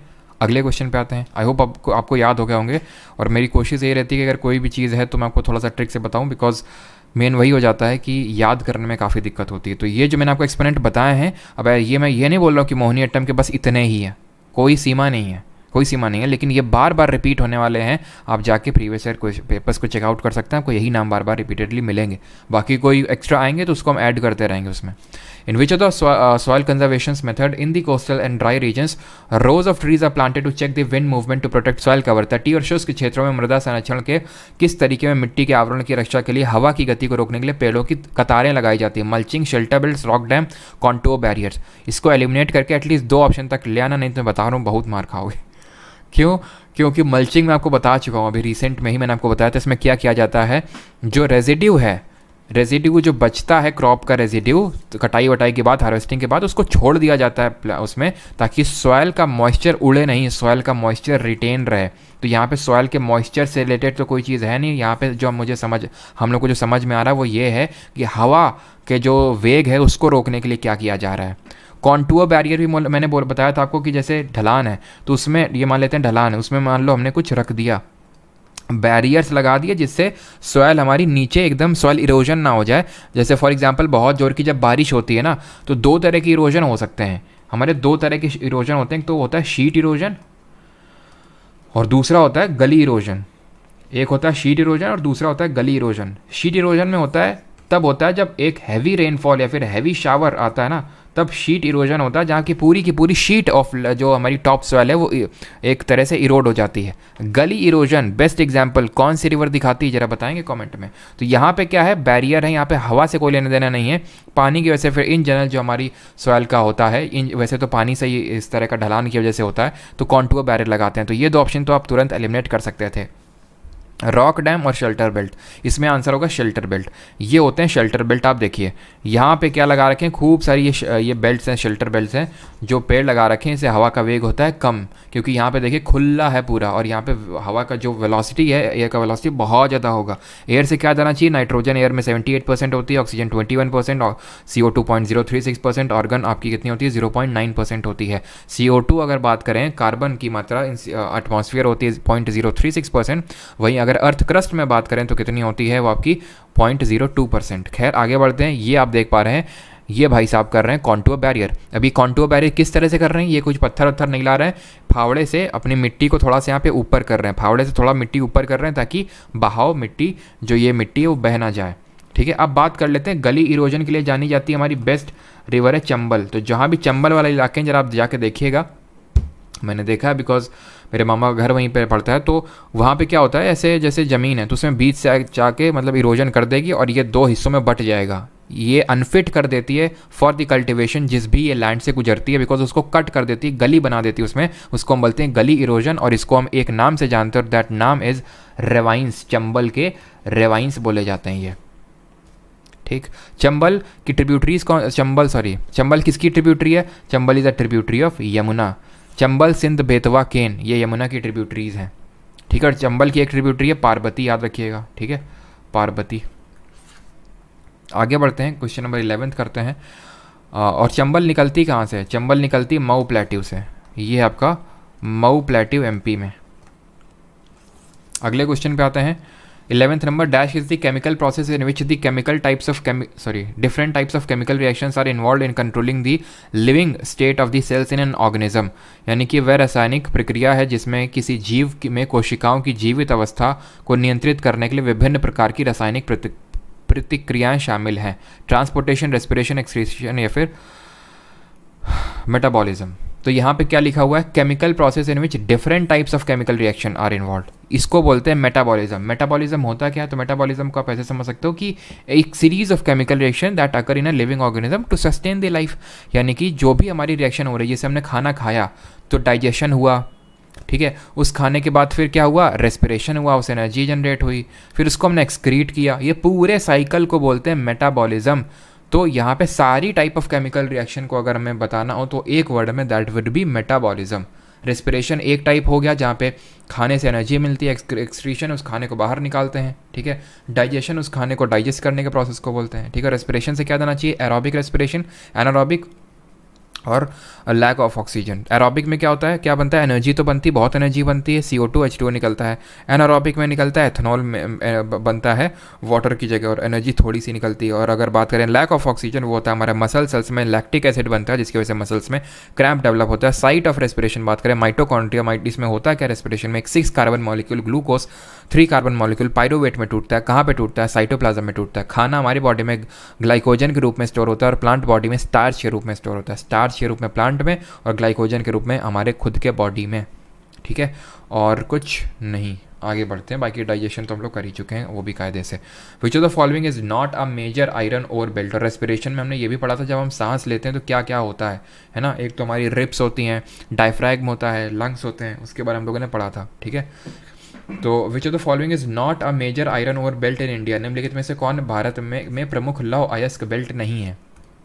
महाराष्ट्र, गोवा, हरियाणा, राजस्थान, उड़ीसा, झारखंड या फिर दुर्ग, बस्तर, चंद्रपुर। तो मेजर आयरन और बेल्ट की बात कर रहा है। अब आपको ही पता है आयरन और हरियाणा राजस्थान में तो कहीं मिलता नहीं है, तो ऑप्शन नंबर सेकंड ही आंसर होगा। अभी ये है आपकी आयरन और बेल्ट जो मेजर है, ये है उड़ीसा झारखंड वाली बेल्ट जो आपको रेड से दिखाई दे रही है। जो ग्रीन वाली है that is Durg Bastar Chandrapur belt, ये वाली बेल्ट है। ये आपकी महाराष्ट्र गोवा बेल्ट जो ब्लू से दिखाई दे रही है, और ये जो आपका है ग्रीन टाइप, ये बेल्लारी चित्रदुर्ग चिकमंगलूर तुमकूर बेल्ट, ये आपको देखने को मिलती है कर्नाटक में। ठीक है, कर्नाटक में आपकी कौन सी माइंस है बताइए जरा आयरन ओर की? वो है आपकी कुद्रेमुख माइंस। ठीक है, कुद्रेमुख, इनका नाम पड़ा है कर्नाटक की जो लैंग्वेज है वहाँ की लोकल लैंग्वेज, उसका नाम होता है horse shoe shape. Horse shoe shape इसका एक्चुअल मीनिंग होता है। और ये बताइए कि आयरन में टॉप पे कौन सा हमारा स्टेट है आयरन प्रोडक्शन में या फिर आयरन ओर प्रोडक्शन में? टॉप 2 स्टेट्स बताइए, टॉप 2 स्टेट, पहला और दूसरा। और आयरन की अगर बात करें मेनली इंडिया में 2 और मिलती हैं, हेमेटाइट और मैग्नेटाइट। इनके फॉर्मूले अगर आपको पता हो तो हेमेटाइट का होता है आपका Fe2O3 और मैग्नेटाइट का होता है Fe3O4। ठीक है, और इसमें से मैग्नेटाइट में भले प्योरीफिकेशन में ज़्यादा टाइम लगता है, लेकिन जो आपकी मैग्नेटाइट होती है वो आपकी ज़्यादा मतलब उसमें आयरन कंटेंट मिलता है। और क्या होता है? और वो चीज़ होती है जिसमें कि इम्प्योरिटीज़ मिक्स होती है मेटल के साथ, और में जो इम्प्योरिटीज़ होती हैं उनको हम क्या बोलते हैं? इम्प्योरिटीज़ को हम बोलते हैं गैंग। ठीक है, और इम्प्योरिटीज़ को हम प्योरीफाई करते हैं डिफरेंट प्रोसेस से। कैसे करते हैं? ऐसे देखो, डिफरेंट होते हैं प्रोसेस। यहाँ पे मैं चलो यहाँ पे बता देता हूँ। तो हमारे डिफरेंट एक रिएक्टिविटी सीरीज़ होती है। ठीक है, रिएक्टिविटी सीरीज़ क्या होती है? कैटरीना ने कार मांगी, ठीक है, कैटरीना ने कार मांगी, ऑल्टोजेन फरारी, इस तरह से हम लोग पढ़ते हैं। कैटरीना ने कार मांगी, ऑल्टोजेन फरारी, फिर भी क्या मिली? ठीक है, मिली से मरकरी और सिल्वर ऑडी, इस तरह से हम लोग पढ़ते हैं। जिसमें कि हम ये पढ़ते हैं कि ऊपर वाले जो हमारे एलिमेंट है वो हाईली रिएक्टिव है, बीच वाले थोड़ी मॉडरेटली, और लास्ट वाले तो बहुत ही कम रिएक्टिव हैं। तो जो ऊपर के हमारे एलिमेंट होते हैं इनको हम इलेक्ट्रोलिसिस से ही कर लेते हैं। इलेक्ट्रोलिसिस से इनको हम वो कर लेते हैं, रिफाइन कर लेते हैं इनकी ओर से। जो बीच वाले होते हैं या तो हमें ऑक्साइड के रूप में मिलते हैं अपनी ओर्स में, या तो सल्फाइड के रूप में मिलते हैं। नीचे वाले हमेशा ऑलमोस्ट सल्फाइड के रूप में ही मिलते हैं। तो हम करते क्या हैं? हम करते ये हैं, एक सेकेंड, हम करते हैं ये, सॉरी ऑक्साइड बोल रहा हूँ, ये कार्बोनेट के रूप में मिलते हैं या फिर सल्फाइड के रूप में मिलते हैं। तो हम करते ये हैं कि इनको पहले हम ऑक्साइड में रिड्यूस कर लेते हैं। क्या करते हैं? ऑक्साइड्स में रिड्यूस कर लेते हैं। अगर कार्बोनेट के फॉर्म में है और तो उसको हम यूज़ करते हैं उसके लिए कैल्सिनेशन। ठीक है, कैल्सिनेशन है ना, कैल्सिनेशन अगर कार्बोनेट के फॉर्म में है। ठीक है, और सल्फाइड के फॉर्म में है तो रोस्टिंग करते हैं उसकी। इससे हम उसको उसके ऑक्साइड में कन्वर्ट कर लेते हैं। ठीक है, उसके ऑक्साइड में कन्वर्ट कर लेते हैं, एंड देन इनका हम करवा देते हैं रिडक्शन हम करवा देते हैं यूजुअली कार्बन का यूज़ करके, रिड्यूस कर देते हैं, यानी इनका ऑक्सीजन हटा देते हैं। ऑक्साइड पहले बना लिया, ऑक्सीजन को हटाने के लिए इनका रिडक्शन कर देते हैं। अब सल्फाइड है तो सल्फाइड को ऑब्वियस ये बात है पहले रोस्टिंग करेंगे, ऑक्साइड मिलेगा, रिडक्शन कर देंगे। ठीक, अच्छा ये बताइए सिनाबार और किसकी ओर है? सिनाबार ये किसकी ओर है बताइए जल्दी से। तो आंसर होगा ऑप्शन नंबर सेकंड, ये आपका नहीं है। और यहाँ पे 2 स्टेट पूछे थे, पहला स्टेट है आपका इसमें उड़ीसा और दूसरा है छत्तीसगढ़। और यहाँ पे अगर बात करें सिनाबार है आपकी मरकरी की ओर, Hg है सल्फाइड ओर है। और मरकरी अगर किसी एलॉय में अगर मरकरी पड़ गया तो उस एलॉय का नाम क्या पड़ जाएगा बताइए ज़रा। अगर उसमें अगर मरकरी पड़ गया तो that will be called as amalgam. ठीक, आगे बढ़ते हैं। और याद रखना ये हाईली रिएक्टिव होते हैं, हॉट वाटर से बहुत विगरसली रिएक्ट करते हैं, पानी एकदम हीट छोड़ते हैं। ये भी हॉट और कोल्ड वाटर से हाईली रिएक्टिव होते हैं विगरसली। और ये कोल्ड वाटर से ये भी रिएक्ट करता है लेकिन विगरसली रिएक्ट नहीं करता। ये वार्म वाटर से करता है, ये स्टीम से करते हैं, ये करते ही नहीं नीचे वाले। ठीक है, अगले क्वेश्चन पे आते हैं। विच of the following statement is correct regarding the marginal utility of a commodity? किसी वस्तु की सीमांत उपयोगिता के संबंध में निम्नलिखित में से कौन सा कथन सही है, ये पूछ रहा है। स्टेटमेंट्स आप यहाँ पे पढ़िए, सभी का बिल्कुल टूथ फिलिंग के लिए भी यूज़ करते हैं। विकी मीना बिल्कुल सही। Liquid metal at room temperature बिल्कुल सही गोमती। और liquid non metal at room temperature कौन होगा हमारा? ब्रोमीन होगा। ठीक है, हाँ, तो it is the change in total utility due to consumption of one additional unit. अब समझो होता क्या है, मार्जिनल यूटिलिटी होती क्या है। तो इसको ऐसे समझो कि मैंने तुमको फॉर एग्ज़ाम्पल तुमको बहुत ज़ोर की प्यास लगी है, मतलब पानी वाली प्यास है ना। तो तुमको पहला मैंने ग्लास दिया, ठीक है, तुमको मैंने पहला ग्लास दिया है, फिर जो तुम्हारी प्यास है उस अपनी प्यास से रिलेट कर सकते हो, ठीक है, सबकी अपनी अपनी प्यास होती है। तो जैसे मुझे जैसे पानी की प्यास रहती है, ठीक है, तो जैसे मैंने पानी पिया, पहला ग्लास पिया, ठीक है, तो अगर मुझे बहुत ज़्यादा प्यास है तो काफ़ी टेस्टी लगेगा ये वाटर, काफ़ी टेस्टी। हम बोलते हैं वाटर इज़ टेस्टलेस कलरलेस, लेकिन काफ़ी सुकून भरा, काफ़ी आनंद भरा ये पानी ग्लास होगा। दूसरा ग्लास फिर मैं तुरंत पीता हूँ, क्या उतना सुकून भरा होगा? तीसरा, चौथा, इसी वजह से होता क्या है कि आपको प्यास बुझाने के लिए और ज़रूरत पड़ती है फिर, ठीक है, यानी आपकी प्यास बुझती नहीं है, फिर उस ग्लास में जितना आपने पिया उसमें आपको मज़ा नहीं आता है, ठीक है। तो यानी कि आपकी मार्जिनल यूटिलिटी घटती जाती है, यही है बस। तो it diminishes with increase in consumption of the community. क्या जो आपकी मार्जिनल यूटिलिटी है वो क्या घटती जाती है अगर आप कंजम्पशन ज़्यादा करते हो? वही तो बता रहा हूँ मैं उतनी देर से आपको। तो दूसरा तो सही हुआ, it is the change in total utility due to consumption of one additional unit of a community, one additional unit. जैसे फॉर एग्जाम्पल, या मतलब इकोनॉमिक टर्म में अगर बात करूँ तो हमारी एक स्मॉलेस्ट अगर यूनिट की बात करें तो 1 रुपये, मान लो 1 रुपये में आपको कुछ मिल रहा है, फॉर एग्जाम्पल 1 रुपये में वो पेप्सी नहीं आती थी पहले ठीक है, तो जैसे जब हम लोग बचपन में आती थी नहीं, 1 रुपये की पेप्सी आती थी वो प्लास्टिक की उसमें थैली में, तो जैसे आपने वो पिया 1 रुपये में लिया, ठीक है, आपको काफ़ी मज़ा आता होगा, फिर दूसरे में उतना कम मज़ा, तो 1 रुपये में आपको कितना मज़ा आ रहा है, तो उस तरह से आप रिलेट कर सकते हो इसको। वही सिंपल है कि change in the total utility due to consumption of one additional unit. तो यहाँ पे आंसर होगा बोथ 1 एंड 2। और वैसे भी आप इसको नेटो वाली टेक्निक से भी कर सकते हैं कि ना तो एक्सट्रीम कीवर्ड है, ना ही कोई डेटा है, ना कोई फैक्ट है, दोनों स्टेटमेंट सही होंगे। World refugee day is observed every year on. तो हम लोग विश्व शरणार्थी दिवस हर साल कब मनाते हैं? 20 जून, 22 जून, 18 जून या फिर 17 जून, ठीक। तो चलिए अब यहाँ पे कुछ मैं आपसे डेज पूछता हूँ, रेफ्यूजी डे के अलावा आप कुछ बताइएगा यहाँ पे। ब्लड डोनर डे, ठीक है, ब्लड डोनर डे कब मनाते हैं? और थायराइड डे कब मनाते हैं? वर्ल्ड थायराइड डे, ठीक है। वर्ल्ड हाइपरटेंशन डे, ये वो हैं जो मतलब थोड़े से अनयूजुअल टाइप हैं और यही आपसे पूछता भी है यूजुअली। नेशनल साइंस डे, ठीक है, नेशनल साइंस डे। और international tiger day, international tiger day. तो पहली बात तो कर लेते हैं, वर्ल्ड रेफ्यूजी डे मनाते हैं 20 जून को। 5 जून को क्या मनाते हैं? एनवायरनमेंट डे, विश्व पर्यावरण दिवस, एनवायरनमेंट डे, ठीक है। 21 जून को क्या मनाते हैं, जल्दी से बताइए? 21 जून को। ब्लड डोनर डे की अगर बात करें तो ये मनाते हैं 14 जून। थायराइड डे 25 मई। 1 मई को क्या मनाते हैं? International labour day. और 8 मई को क्या मनाते हैं, जल्दी से बताइए? 8 मई को, 8 मई को क्या मनाते हैं? रेड क्रॉस डे, ठीक है, रेड क्रॉस डे सेलिब्रेट करते हैं। 31 मई को क्या करते हैं? अंतर्राष्ट्रीय तंबाकू निषेध दिवस, एंटी टोबैको डे, ठीक है, एंटी टोबैको डे 31 मई को। हाइपरटेंशन डे की अगर बात करें, जो नोट्स बना रहे हैं उस चीज़ को पूरा लिखेंगे, ठीक है। और मैं जैसे मैंने बोला कि कुछ मार्जिनल यूटिलिटी मैं आपसे लेता हूँ और फिर आपको नोट्स तक क्योंकि तभी मिल पाएंगे, ठीक है, क्योंकि अगर कोई भी बना रहा है तो फिर इसका भी थोड़ा रहता है। हाइपरटेंशन डे की अगर बात करें तो 17 मई, 17 में। नेशनल साइंस डे की अगर बात करें तो 28 फेब। क्यों 28 फेब को मनाते हैं? बिकॉज इसी दिन रमन इफेक्ट की खोज करी थी सीवी रमन। सीवी रमन से क्या जाना चाहिए? पहले हमारे जो भारत रत्न मिले थे उनमें से एक थे सीवी रमन थे, सी राजगोपालाचारी थे, और तीसरे कौन थे, जल्दी से बताइए? इंटरनेशनल टाइगर डे बनाता बात करें 29 जून को हम मनाते हैं अंतर्राष्ट्रीय जो टाइगर डे है, और इसी दिन को हम मनाते हैं स्टैटिस्टिक्स डे यानी कि सांख्यिकी दिवस के रूप में। 21 जून को मनाते हैं योगा डे। क्यों? क्योंकि इसी दिन हमारे उत्तरी गोलार्ध में सबसे बड़ा दिन होता है, नॉर्दर्न हेमिस्फीयर में सबसे लॉन्गेस्ट डे होता है, यानी इसी दिन हम सेलिब्रेट करते हैं ग्रीष्मकालीन अयनांत, या फिर इसको बोलते हैं समर सॉलिस्टिस। क्या बोलते हैं? Summer solstice.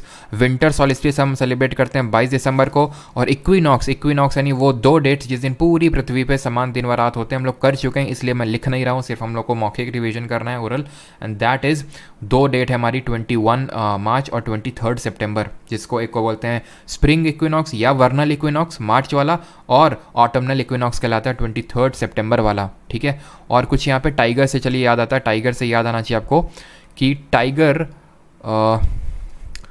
एक वो स्टार्ट हुआ था, क्या बोलते हैं उसको, मतलब प्रोजेक्ट टाइगर, ठीक है। प्रोजेक्ट टाइगर कब स्टार्ट हुआ था इंडिया में? तो 1973 में स्टार्ट किया गया था जिम कॉर्बेट नेशनल पार्क से, ठीक है। प्रोजेक्ट टाइगर स्टार्ट किया गया था 1973 में। अगले क्वेश्चन को करिए, Param super computer belongs to which generation of computer, यानी परम सुपर कंप्यूटर किस पीढ़ी से संबंधित है, सेकेंड, फर्स्ट, फिफ्थ या फिर थर्ड। और आप ये भी बताएंगे कि who is known as the father of super computer in India, जल्दी से।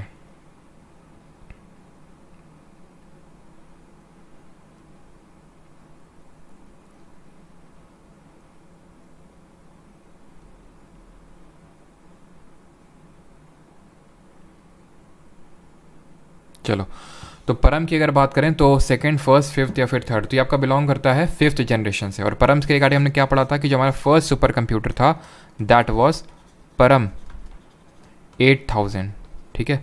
That was our first super computer, ये पहला हमारा था। और फादर ऑफ सुपर कंप्यूटर बोला जाता है जिन्होंने इस कंप्यूटर को एक तरह से इन्वेंट किया था। इसके रिगार्डिंग पूरी हिस्ट्री मैंने आपको बताई थी क्या क्या था, वो कहे जाते हैं हमारे विजय भटकर जी, ठीक है। विजय पी भटकर साहब को बोला जाता है फादर ऑफ सुपर कंप्यूटर। अगले क्वेश्चन पे आते हैं 16th। The Tropic of Cancer does not pass through which of the following states of India, कर्क रेखा भारत के निम्नलिखित में से किस राज्य से होकर नहीं गुजरती है? उड़ीसा, झारखंड, मिजोरम या फिर राजस्थान। डज नॉट पास पूछा है। जिनको नहीं पता है एक ट्रिक नोट कर लीजिए, इतना तो पता है ना सभी को कि ट्रॉपिक ऑफ कैंसर है क्या। ये चीज़, ट्रॉपिक ऑफ कैंसर एक लैटिट्यूड है, एक इमेजिनरी लाइन है, एक इमेजिनरी हॉरिजॉन्टल लाइन है जिसका वैल्यू है 23.5 डिग्री नॉर्थ लैटिट्यूड, जो कि इंडिया के एकदम बीचों बीच से पास होती है। इसको याद करने की ट्रिक है गुजराती राजा करेजे made chief justice win the meeting. इससे आप याद रख सकते हैं, बाकी अगर आपको याद है तो वेल एंड गुड। तो यहाँ पे गुजरात से गुजरात हो जाएगा, राजा से राजस्थान, ठीक है।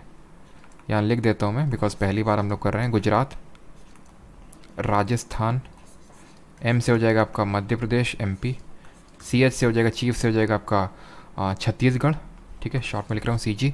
जे से होगा झारखंड हो जाएगा आपका, डब्ल्यू से हो जाएगा वेस्ट बंगाल, टी से हो जाएगा त्रिपुरा जो कि बांग्लादेश से 3 साइड से घिरा हुआ है, और एम से हो जाएगा मिजोरम जिसको जानते हैं मोलासिस बेसिन के नाम से। आंसर क्या होगा यहाँ पे? उड़ीसा यहाँ पे आपका नहीं है। फिर हमने ये भी देखा था, ये आप देख सकते हैं tropic of cancer dotted line जो दिखाया गया है, सबसे पहले गुजरात से घुसी, यहाँ पे थोड़ा सा राजस्थान को कट करती है, राजस्थान को, यहाँ पे थार डेजर्ट है, ठीक है।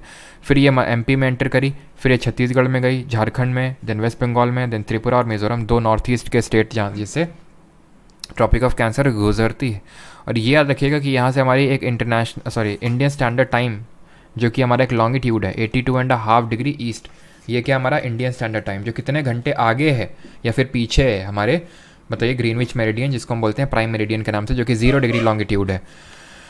ये कितने स्टेट से पास होती है? ये 5 स्टेट से पास होती है। उसको याद करने की ट्रिक क्या है? मौका, MOUCA। एम से है आपका मध्य प्रदेश, ओ से उड़ीसा, यू से यूपी, सी से छत्तीसगढ़ और ए से आंध्र प्रदेश। और ये दोनों मिलती कहाँ पे हैं? दोनों मिलती हैं कोरिया छत्तीसगढ़ में। कहाँ मिलती हैं? कोरिया छत्तीसगढ़ में। और ये जो हमारी IST है ये आगे है हमारा Indian standard time 5.5 hours ahead है GMT के, याद रखिएगा। GMT के ग्रीनविच मेरिडियन जो कि 0 डिग्री है, प्राइम मेरिडियन के नाम से भी जानते हैं। इसके ऑपोजिट देखने को मिलती है 0 डिग्री के आइडियल, जिसको बोलते हैं इंटरनेशनल डेट लाइन। याद रखना, इसको बोलते हैं इंटरनेशनल डेट लाइन। जब मैं कुछ ज्योग्राफी पढ़ाऊंगा 11M वाली क्लास में तब इसमें डीप में थोड़ा मैं आपको बताऊंगा IST और IDT आइडियल होती क्या है। बस इतना याद रखना है कि ये इंटरनेशनल डेट लाइन एक जिग जैग लाइन होती है, स्ट्रेट लाइन नहीं है। प्राइम मेरिडियन तो एक स्ट्रेट लाइन है, बट ये एक जिग जैग लाइन है, कुछ इस तरह से ऐसे ऐसे ऐसे ऐसे जाती है। वो क्यों जाती है वो हम जब लेक्चर देखेंगे तब करेंगे उस चीज़ को। अभी के लिए question number 17, who was the first Indian to get the Oscar for life time achievements in cinema in 1992? 1992 में सिनेमा में आजीवन उपलब्धियों के लिए ऑस्कर पाने वाले पहले भारतीय कौन थे? तरुण मजूमदार, के विश्वनाथ, सत्यजीत रे या फिर टी रामाराव? यहाँ पे पहला ऑस्कर नहीं पूछा है। अगर यहाँ पे मैं, पता है मुझे ऐसा लगता है यहाँ पे अगर मैं भानु अथैया रख देता तो आप में से काफ़ी लोग भानु अथैया मार देते उसमें, बट आंसर होगा यहाँ पे सत्यजीत रे, क्योंकि लाइफ टाइम अचीवमेंट अवार्ड अलग होता है। जो हमारी भानु अथैया थी बिल्कुल ऑस्कर पाने वाली पहली भारतीय थी भानु अथैया, ठीक है, जिनकी डेथ अभी हाँ, रिसेंट में हुई थी 2020 में, क्योंकि रिसेंट एसएससी के लिए 2020 तो रिसेंट ही है ना। तो भानु अथैया जी, और इनको कब मिला था? इनको मिला था 1983 में। किसके लिए मिला था? कॉस्ट्यूम डिज़ाइनिंग के लिए मिला था, ठीक है, कॉस्ट्यूम डिज़ाइनिंग के लिए मिला था। लेकिन जो हमारे सत्यजीत रे साहब हैं, इनको एक तरह से लाइफ टाइम अचीवमेंट अवार्ड मिला था इसमें। और कितने इंडियंस को मिला? पहली भानु अथैया जी थी, सत्यजीत रे जी थे हमारे 1992 में। फिर हमारे एक थे रेसुल पोकुट्टी, यहाँ लिख दूँ मैं, चलो आगे लिख देते हैं, काफ़ी जगह है अपने पास। रेसुल पूकुट्टी, ठीक है, कलेक्टिवली मिला था गुलजार साहब को और ए आर रहमान, इन तीनों लोगों को कलेक्टिवली मिला था 2009 में। फिर अगर हम बात करें अभी रिसेंट में मिला है किसको, ये मिला है एक हमारी, क्या नाम है उनका, कनिकी ऐसे करके कुछ नाम है, सॉरी कनिकी नहीं, कार्तिकी नाम है, कार्तिक से, हाँ कार्तिकी, ठीक है, कार्तिकी गोंसाल्वेस, कार्तिकी गोंसाल्वेस, इनको मिला है अभी 2023 में। किसके लिए मिला ज़रा बताइए? और हमारे M Keeravani, director of which film, Keeravani, इनको भी मिला अभी 2023 में। तो ये मिला है एलिफेंट विस्पर्स के लिए, एलिफेंट विस्पर्स, और ये मिला है best original songs M Keeravani, R Naatu Naatu song है आपका, और R rise roar and revolt, ये है आपकी फिल्म का नाम। अच्छा, एक क्वेश्चन पूछता हूँ जो एसएससी सीजीएल 2022 में टीआर में पूछा गया था। First Indian army officer to be promoted to the rank of field marshal. First officer, मैं शॉर्ट में लिख रहा हूँ, to be promoted to rank of field marshal, ठीक है, फील्ड मार्शल, ये कौन थे? ये थे आपके कौन? सैम मैनेक्शॉ, ठीक। आगे बढ़ें, अगला क्वेश्चन देखें। अगला क्वेश्चन है ये, which among the following is the correct way to express change of inventories of a firm during a year. एक वर्ष के दौरान किसी फर्म की सूची में परिवर्तन को व्यक्त करने का सही तरीका इनमें से कौन है? बहुत सारे आपको स्टेटमेंट यहाँ पे दिख रहे हैं, जल्दी से यहाँ पे देखिए कौन सा सही होगा, ठीक है। सैम मैनक शॉ होगा आपका बेस्ट ओरिजिनल सॉन्ग, बिल्कुल सही है। कार्तिक नहीं, कार्तिकी, ठीक है। चलो, तो टोटल नंबर ऑफ, एक वर्ष के दौरान किसी फर्म की सूची में परिवर्तन को व्यक्त करने का सही तरीका, change of inventories of a firm during a year, ये सब में कॉमन है, मैं दिख रहा है चेंज ऑफ।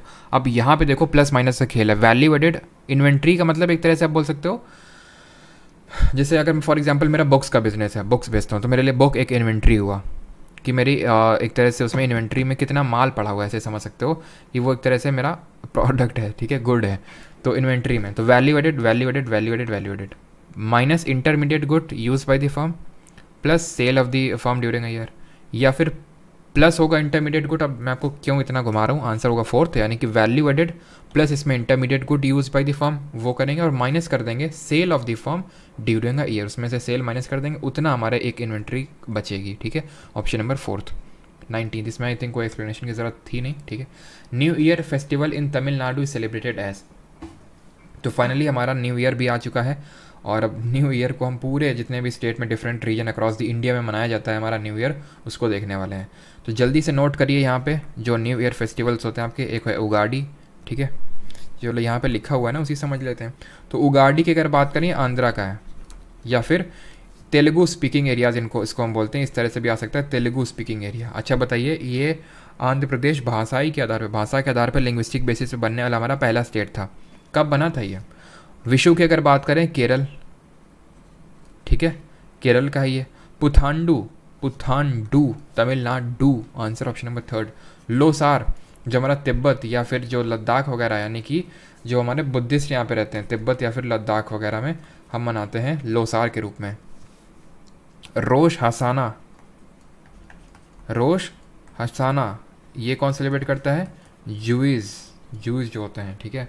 पारसीज हमारे किस रूप में सेलिब्रेट करते हैं? पटेटी या फिर इसको बोलते हैं नवरूज, इंपॉर्टेंट है, ये हमारे जो पारसीज होते हैं वो मनाते हैं इसको, पारसीज, ठीक है। अब अगर हम बात करें कि महाराष्ट्र में, ठीक है, महाराष्ट्र में इसको किस रूप में मनाया जाता है, और वेस्ट बंगाल में, तो महाराष्ट्र में होता है गुड़ी पड़वा, ठीक है, गुड़ी पड़वा, और वेस्ट बंगाल में होता है पॉइला बैशाख। ठीक है, पॉइला बैशाख। बंगाली मेरी अच्छी है वैसे, काफ़ी लोगों ने इसको लेके अप्रिशिएट किया मुझे। ठीक है, पटेटी नवरोज़ पारसीज़, और हिजरी मुस्लिम्स का होता है। ठीक है, हिजरी।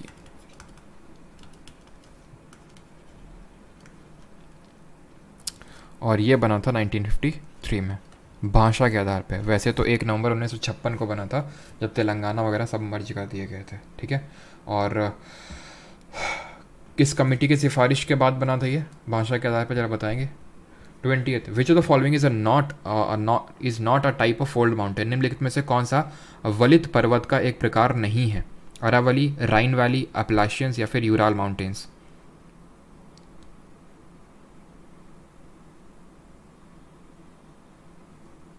बिल्कुल सही है सभी का। चलिए, तो फोल्ड माउंटेन, अगर पहले इसका मैं आंसर देता हूँ। यहाँ पे मैंने पूछा था, ये किसी भी कमेटी के रिकमेंडेशन पे नहीं बनी थी। जो लोग जेवीपी लिख रहे हैं गलत है, धार लिख रहे हैं गलत है। ठीक है, जेवीपी बाद में बनी थी, जब 1953 में क्रिएट हो गया था ये स्टेट, तो उसके बाद में कुछ महीने बाद में आपकी ये जेवीपी बोल रहा हूँ, सॉरी, फजल अली कमीशन, जिन लोगों ने लिखा है गलत है। फजल अली कमीशन इसके बाद बना था। धार कमीशन ने जो 1948 और जेवीपी कमीशन ने कमेटी ने दोनों ने मना कर दिया था कि भाषा के आधार पर राज्य नहीं बनने चाहिए। फिर आंध्र प्रदेश में पॉटी श्रीरामुलु की डेथ हो गई। आंध्र प्रदेश को भाषा के आधार पर क्रिएट किया गया, लिंग्विस्टिक बेसिस पे हमारा पहला स्टेट बना आंध्र प्रदेश। उसके फिर कुछ टाइम बाद हमारी बनी कमेटी, आपकी फजल अली कमेटी, जिसने कि बोला कि हाँ भाषा के आधार पे हम राज्य बना सकते हैं, but it rejected A theory of 1 language 1 state, यानी एक राज्य और एक भाषा और एक राज्य का इसने जो एक कॉन्सेप्ट है उसको नेगेट कर दिया। और इसीलिए फिर हमारा 7th अमेंडमेंट आता है, स्टेट रीऑर्गेनाइजेशन एक्ट आता है 1956 में, जिसके तहत हमारे स्टेट्स, काफ़ी सारे स्टेट्स बनते हैं। ठीक है, विच ऑफ द फॉलोइंग, इसमें से फोल्ड माउंटेन कौन सा नहीं है? तो जो हमारे माउंटेन होते हैं वो डिफरेंट टाइप के होते हैं। एक जो सबसे प्रोमिनेंट होते हैं उनको बोलते हैं फोल्ड। फोल्ड भी 2 तरह के होते हैं, एक यंग यानी कि नवीन वलित पर्वत, इनको वलित पर्वत बोलते हैं, और एक होते हैं ओल्ड फोल्ड माउंटेन्स। ठीक है, तो 2 तरह के होते हैं। फिर हमारे एक होते हैं ब्लॉक माउंटेन, ठीक है, ब्लॉक माउंटेन, और तीसरे होते हैं हम बोल सकते हैं वॉल्केनिक माउंटेन। अब इसी में ही आपके होते हैं रेजिड्यू माउंटेन, जिनको हम ओल्ड के तहत ही रख सकते हैं। जैसे कि अगर हम बात करें तो जो हमारा अरावली है वो फोल्ड माउंटेन में भी आएगा और रेजिड्यू माउंटेन में भी आएगा। क्यों? क्योंकि रेजिड्यू का मतलब है अवशिष्ट, अवशिष्ट ही तो इसका बचा है। अगर हम बात करें, अब देखो कैसे बनते हैं। फोल्ड होते हैं जब हमारी 2 टेक्टोनिक प्लेट टकराती हैं आपस में। तो अब जैसे फॉर एग्जांपल ये कोई एक पेज लो, आप यहाँ से भी फोर्स लगाओ, यहाँ से फोर्स लगाओ, तो बीच का हिस्सा उठ जाएगा ना। तो ऐसे ही होता है। जब हमारा हिमालयाज़ बना था तो किस तरह से बना था, ये हमारी आई थी एक इंडियन प्लेट, ये टकराई यूरेशियन प्लेट से। बीच में क्या था, टेथीस सी था यहाँ पे, जिसको टेथीस सागर बोलते हैं। ठीक है, और हमें कैसे पता चला यहाँ पे सागर था? क्योंकि इसके जो सेडिमेंट हैं, जो फॉसिल्स हैं, जो जीवाश्म है, वो हमें देखने को मिलते हैं। जो समुद्र के जीव होते हैं उनके फॉसिल्स देखने को मिलते हैं। स्टडी ऑफ फॉसिल्स को जरा क्या बोलते हैं वो बताइए, और फॉसिल्स किस टाइप के रॉक में देखने को मिलते हैं। तो ये टकराई इससे, और यहाँ पे हुआ कॉन्वर्जेंस, कॉन्टिनेंट कन्वर्जेंस हुआ, जिसकी वजह से यहाँ पे हिमालय का फॉर्मेशन हो गया, हिमालयन रेंज का फॉर्मेशन हो गया। स्टडी ऑफ फॉसिल्स को क्या बोलते हैं? पैलियोंटोलॉजी। और अगर हम बात करें, फॉसिल्स देखने को मिलते हैं सेडिमेंट्री टाइप ऑफ रॉक में। और अब ये फोल्ड माउंटेन तो समझ गए। यंग कौन होते हैं? जिनकी हाइट इंक्रीज़ हो रही है, जैसे कि हमारे जो हिमालयाज़ हैं उनकी हाइट इंक्रीज़ हो रही है। इसके एग्जाम्पल्स की अगर मैं बात करूँ तो हमारे हैं आल्प्स, जो कहाँ पे देखने को मिलते हैं? यूरोप में। इसका एग्जाम्पल अगर हम बात करें तो है हमारे एंडीज़, जो कि कहाँ पे है? साउथ अमेरिका में। इसके अगर एग्जाम्पल की बात करें, हिमालय, जो कि कहाँ पे है? एशिया में। और एंडीज़ माउंटेन रेंज जो है हमारी लॉन्गेस्ट माउंटेन रेंज है। और जब मैं बोलता हूँ ना लॉन्गेस्ट माउंटेन रेंज, तो पता नहीं क्यों मुझे मिड अटलांटिक रिज की याद आ जाती है। याद इसलिए आ जाती है क्योंकि वहीं पे आज से काफ़ी साल पहले वो जो है ठीक है, तो मिड अटलांटिक रिज की मुझे इसलिए याद आती है बिकॉज ये पूरी अर्थ में सबसे लंबा लैंड फॉर्म है। Longest land form in the entire earth, land form in entire earth. अभी मैंने बोला सबसे लंबी माउंटेन रेंज है एंडीज़, ठीक है, एंटायर अर्थ। मैंने क्या बोला? एंडीज़ सबसे लॉन्गेस्ट माउंटेन रेंज है, लेकिन वो ज़मीन में है। ज़मीन में अगर बात करें, मिड अटलांटिक रिज इतनी लंबी है कि एंडीज़ उसमें 5-6 आ जाएंगे। इतनी लंबी है वो मिड अटलांटिक रिज, तो लॉन्गेस्ट लैंड फॉर्म है। ठीक है, मिड अटलांटिक रिज इसको बोलते हैं। और मिड अटलांटिक रिज बोलता हूँ तो यहाँ से मुझे आता है याद सी फ्लोर स्प्रेडिंग, क्योंकि उसी के थ्रू बनी है सी फ्लोर स्प्रेडिंग। कि सी फ्लोर स्प्रेडिंग थ्योरी किसने दी? सी फ्लोर स्प्रेडिंग थ्योरी ये दी हमारी किसने? हैरी हेस ने। हैरी हैरी हेस ने सी फ्लोर स्प्रेडिंग दी। इसी तरह कॉन्टिनेंटल ड्रिफ्ट थ्योरी की, कॉन्टिनेंट हमारा ये इंडिया जो इंडियन ये प्लेट है, ये क्या हो रहे हैं, कॉन्टिनेंट ड्रिफ्ट हो रहे हैं, एक दूसरे के आपस पास जा रहे हैं, दूर जा रहे हैं। तो कॉन्टिनेंट ड्रिफ्ट थ्योरी किसने दी थी? तो कॉन्टिनेंट ड्रिफ्ट थ्योरी दी हमारी एल्फ्रेड वेगनर ने। किसने? एल्फ्रेड वेगनर ने थ्योरी दी कॉन्टिनेंटल ड्रिफ्ट थ्योरी। तो ये यंग माउंटेन के रिगार्डिंग सारी चीज़ें हो गई। अब थोड़ा सा ब्लॉक माउंटेन देख लेते हैं। ब्लॉक क्या होते हैं? तो ब्लॉक होता है जहाँ पे वर्टिकल डिस्प्लेसमेंट होता है। ब्लॉक माउंटेन वो होते हैं जहाँ पे एक वर्टिकल डिस्प्लेसमेंट होता है, large areas are broken and displaced vertically. जैसे फॉर एग्जांपल यहाँ पे मैं आपको बताऊँ, इसको मैं हटा देता हूँ यहाँ से, ठीक है, इसको यहाँ से मैंने हटा दिया और यहाँ से आप समझिए कि जैसे फॉर एग्जांपल ये है एक पार्ट, ये एक पार्ट है, ठीक है, ये पार्ट है, इसमें से हो सकता है कि एक पार्ट नीचे धंस जाए, तो ये बनेगा क्या, इस तरह से कुछ नहीं हो जाएगा। देखो एक पार्ट ऊपर धंस गया और एक पार्ट नीचे, तो ये एक पार्ट ऐसे करके ऊपर उठ गया और एक पार्ट जो हमारा नीचे। तो ये जो नीचे होता है इसको हम बोलते हैं, धंस जाता है, गार्बन, और इसको जो ऊपर उठ गया उसको बोलते हैं हॉर्स्ट। ये होते हैं ब्लॉक माउंटेन। और याद कैसे रखेंगे कि उठा हुआ वाला हॉर्स है और जो गिर गया वो गार्बन है। ये इट साउंड लाइक गिरेबान, और हम क्या बोलते हैं अपने गिरेबान में, झांक के देखो तुम, तो झांक के कहाँ देखते हैं, नीचे देखते हैं। तो ये नीचे जो धंस गया वो गार्बन है और ऊपर जो है वो हॉर्स्ट है, ठीक। तो ये हो गया ब्लॉक माउंटेन। इसका एग्जाम्पल अगर बात करें तो राइन वैली है जो कि जर्मनी में है, ठीक है, और आपका वॉस्जेस माउंटेन भी है जो कि जर्मनी में, ठीक है, वॉस्जेस और आपका राइन वैली यूरोप में दोनों पड़ते हैं, ठीक है, क्लियर हो गया। अरावली फोल्ड है, अपलाशियंस भी फोल्ड है, बट कहाँ पे, नॉर्थ अमेरिका में। यूराल कहाँ पे, यूराल है आपका, ये सेपरेट करता है, अगर हम देखें तो it separates Asia and Europe को अलग करता है दोनों को। तो हम बोल सकते हैं एक तरह से रशिया में है ये एक्चुअल में यूराल माउंटेन, और एशिया को उससे अलग करता है यूरोप से। ये हमें देखने को मिलेगा रशिया में। और अरावली, अपलेशियंस और जो यूराल माउंटेन है, तीनों के तीनों फोल्ड हैं, लेकिन उसको मैंने यंग की कैटेगरी में नहीं रखा क्योंकि तीनों के तीनों ओल्ड हैं, ठीक है। तो यहाँ पर लिखना रहो, याद रखना, अरावली भी ओल्ड है, अपलेशियंस और यूराल तीनों ओल्ड हैं, ठीक है। आल्प्स, एंडीज और हिमालय तीनों यंग माउंटेन्स हैं और तीनों ही आपके फोल्ड माउंटेन्स में आते हैं।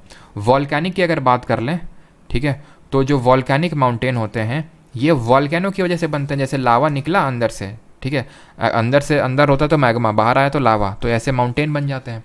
और इसके अगर हम एग्जांपल्स की बात करें तो इसके एग्जांपल हो जाएंगे जैसे माउंट किलिमंजारो हो गया, माउंट किलिमंजारो हो गया आपका, कहाँ पे, अफ्रीका में। माउंट एटना कहाँ पे ज़रा बताइए, और माउंट फुजियामा, ठीक है, माउंट फुजियामा। तो फुजियामा तो आपका जापान में, नाम से ही पता चल रहा है। एटना वाला इटली में। इटली से क्या याद आना चाहिए, इटली से याद आना चाहिए मिलान एंड कॉर्टिना, जहाँ पे अगले विंटर ओलंपिक्स गेम होंगे मिलान और कॉर्टिना में, ठीक है। माउंट किलिमंजारो है आपका अफ्रीका में, ठीक। और इंडिया में दो वोल्केनो हैं, बैरन, नारकोंडम। बैरन आपका है एक्टिव, सॉरी हाँ एक्टिव, और जो आपका नारकोंडम है वो है डॉर्मेंट वोल्केनो। और माउंट कैटोपैक्सी कहाँ पे है, ये भी वो है आपका वोल्केनिक और इक्वेडोर में है। माउंट स्ट्रोम्बोली कहाँ पे है, माउंट स्ट्रोम्बोली, ठीक है, तो उसको लाइट हाउस ऑफ मेडिटेरेनियन बोलते हैं, ठीक है। स्ट्रोम्बोली को लाइट हाउस ऑफ मेडिटेरेनियन के नाम से जानते हैं हम लोग, ठीक है, लाइट हाउस ऑफ मेडिटेरेनियन, ठीक। चलिए आगे बढ़ते हैं, अभी काफ़ी हो गया इसमें, आगे बढ़ते हैं। 21 who wrote the book field notes on democracy, किसने किताब लिखी है field notes on democracy, Ruskin bond, नाम तो सुना ही होगा। अरुंधति रॉय, विक्रम सेठ या फिर Shashi Tharoor. Field notes on democracy किसकी बुक है। रस्किन बॉन्ड से क्या याद आना चाहिए, रस्किन बॉन्ड से जेम्स बॉन्ड बिल्कुल याद नहीं आना चाहिए। इससे याद आनी चाहिए आपको बुक्स जो मैंने आपको बताई थी, कौन कौन सी, रूम ऑन द रूफ, छत पे है मेरे क्या कमरा, रूम ऑन दी रूफ, ऐसे याद रख लो कि छत में एक कमरा है जिसमें कि हमारे बैठे हुए हैं रस्किन बॉन्ड जी। ब्लू अम्ब्रेला, ठीक है, ये मैंने को पता होगा, ब्लू अम्ब्रेला।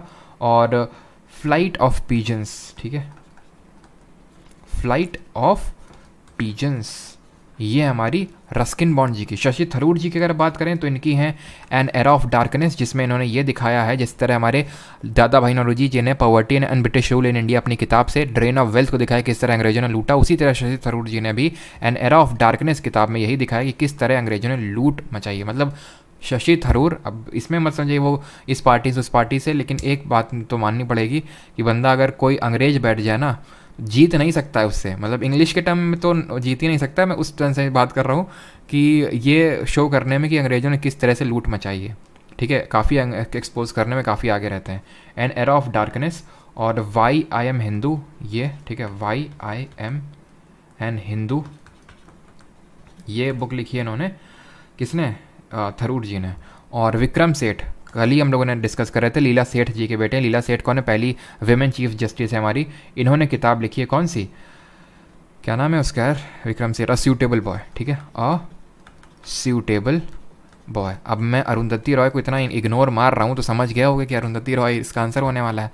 अब बात ये आती, फील्ड नोट्स और डेमोक्रेसी तो इनकी है, बाकी और कौन कौन सी है, तो सबसे इनकी जो प्रोमिनेंट है, इंपॉर्टेंट है, that is God of small thing, जिसके लिए इन्हें बुकर प्राइज़ मिला था। तो पहली भारतीय हैं जिनको बुकर प्राइज़ मिला था, Arundhati Roy, God of small things, ये लिखी इन्होंने। और अभी जो रिसेंट का बुकर प्राइज़ है वो किसने जीता था ये बताइए।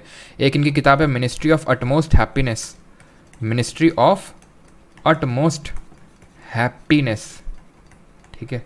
N ordinary man's guide, an ordinary man's guide to empire, to empire, और the cost of living, the cost of living. इनको याद करने में ट्रिक मत लगाया करिए, ठीक है, बस ये एक बार अगर आपको याद भी, मतलब थोड़ा सा देख भी लिया, बार बार देखते रहे, और मैं आपको बार बार वो रिपीट करवाता रहूँगा, आपको याद करने की ज़रूरत नहीं, मैं आपको रिपीट करवाता रहूँगा, अपने आप वहाँ पे याद आ जाएगा कि हाँ ये अरुंधति रॉय की हैं, ठीक है। तो सारी अरुंधति रॉय की हैं, आई थिंक ये बताने की ज़रूरत है नहीं, ठीक है, अरुंधति रॉय की।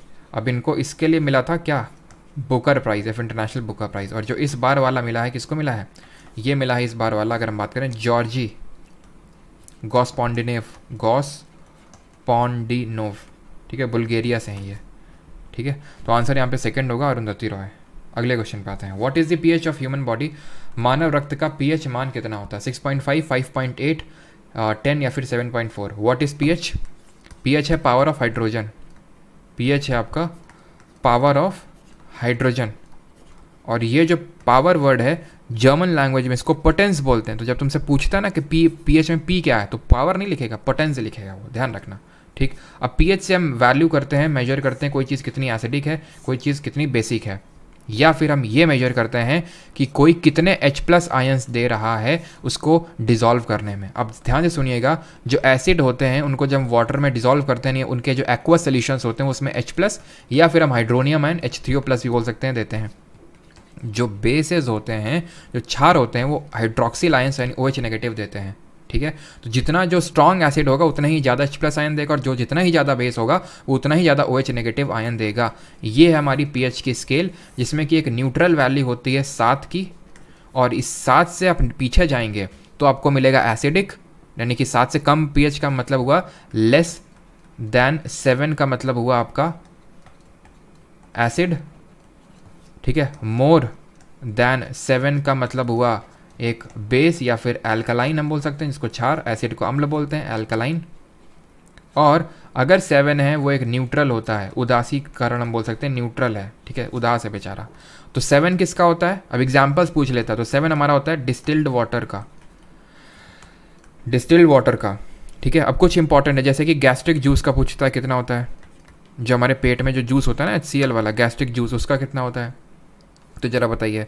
जो हमारा सलाइवा होता है उसका कितना होता है, फिर हमारा जो ब्लड होता है उसका कितना होता है, जो हमारा फिर मिल्क ऑफ मैग्नीशिया होता है, ठीक है, milk of magnesia, milk of magnesia इसका कितना होता है, और जो NaOH होता है उसका कितना होता है। तो मैंने बहुत ही कायदे से उनको वहीं ड्रॉ किया है जहाँ पे वो होने चाहिए। गैस्ट्रिक जूस 1.6 होता है, यानी हाईली एसिडिक होता है, ठीक है, गैस्ट्रिक जूस। लेमन जूस भी इससे कम एसिडिक होता है, तो लेमन जूस कुछ पीएच में यहाँ पे आएगा।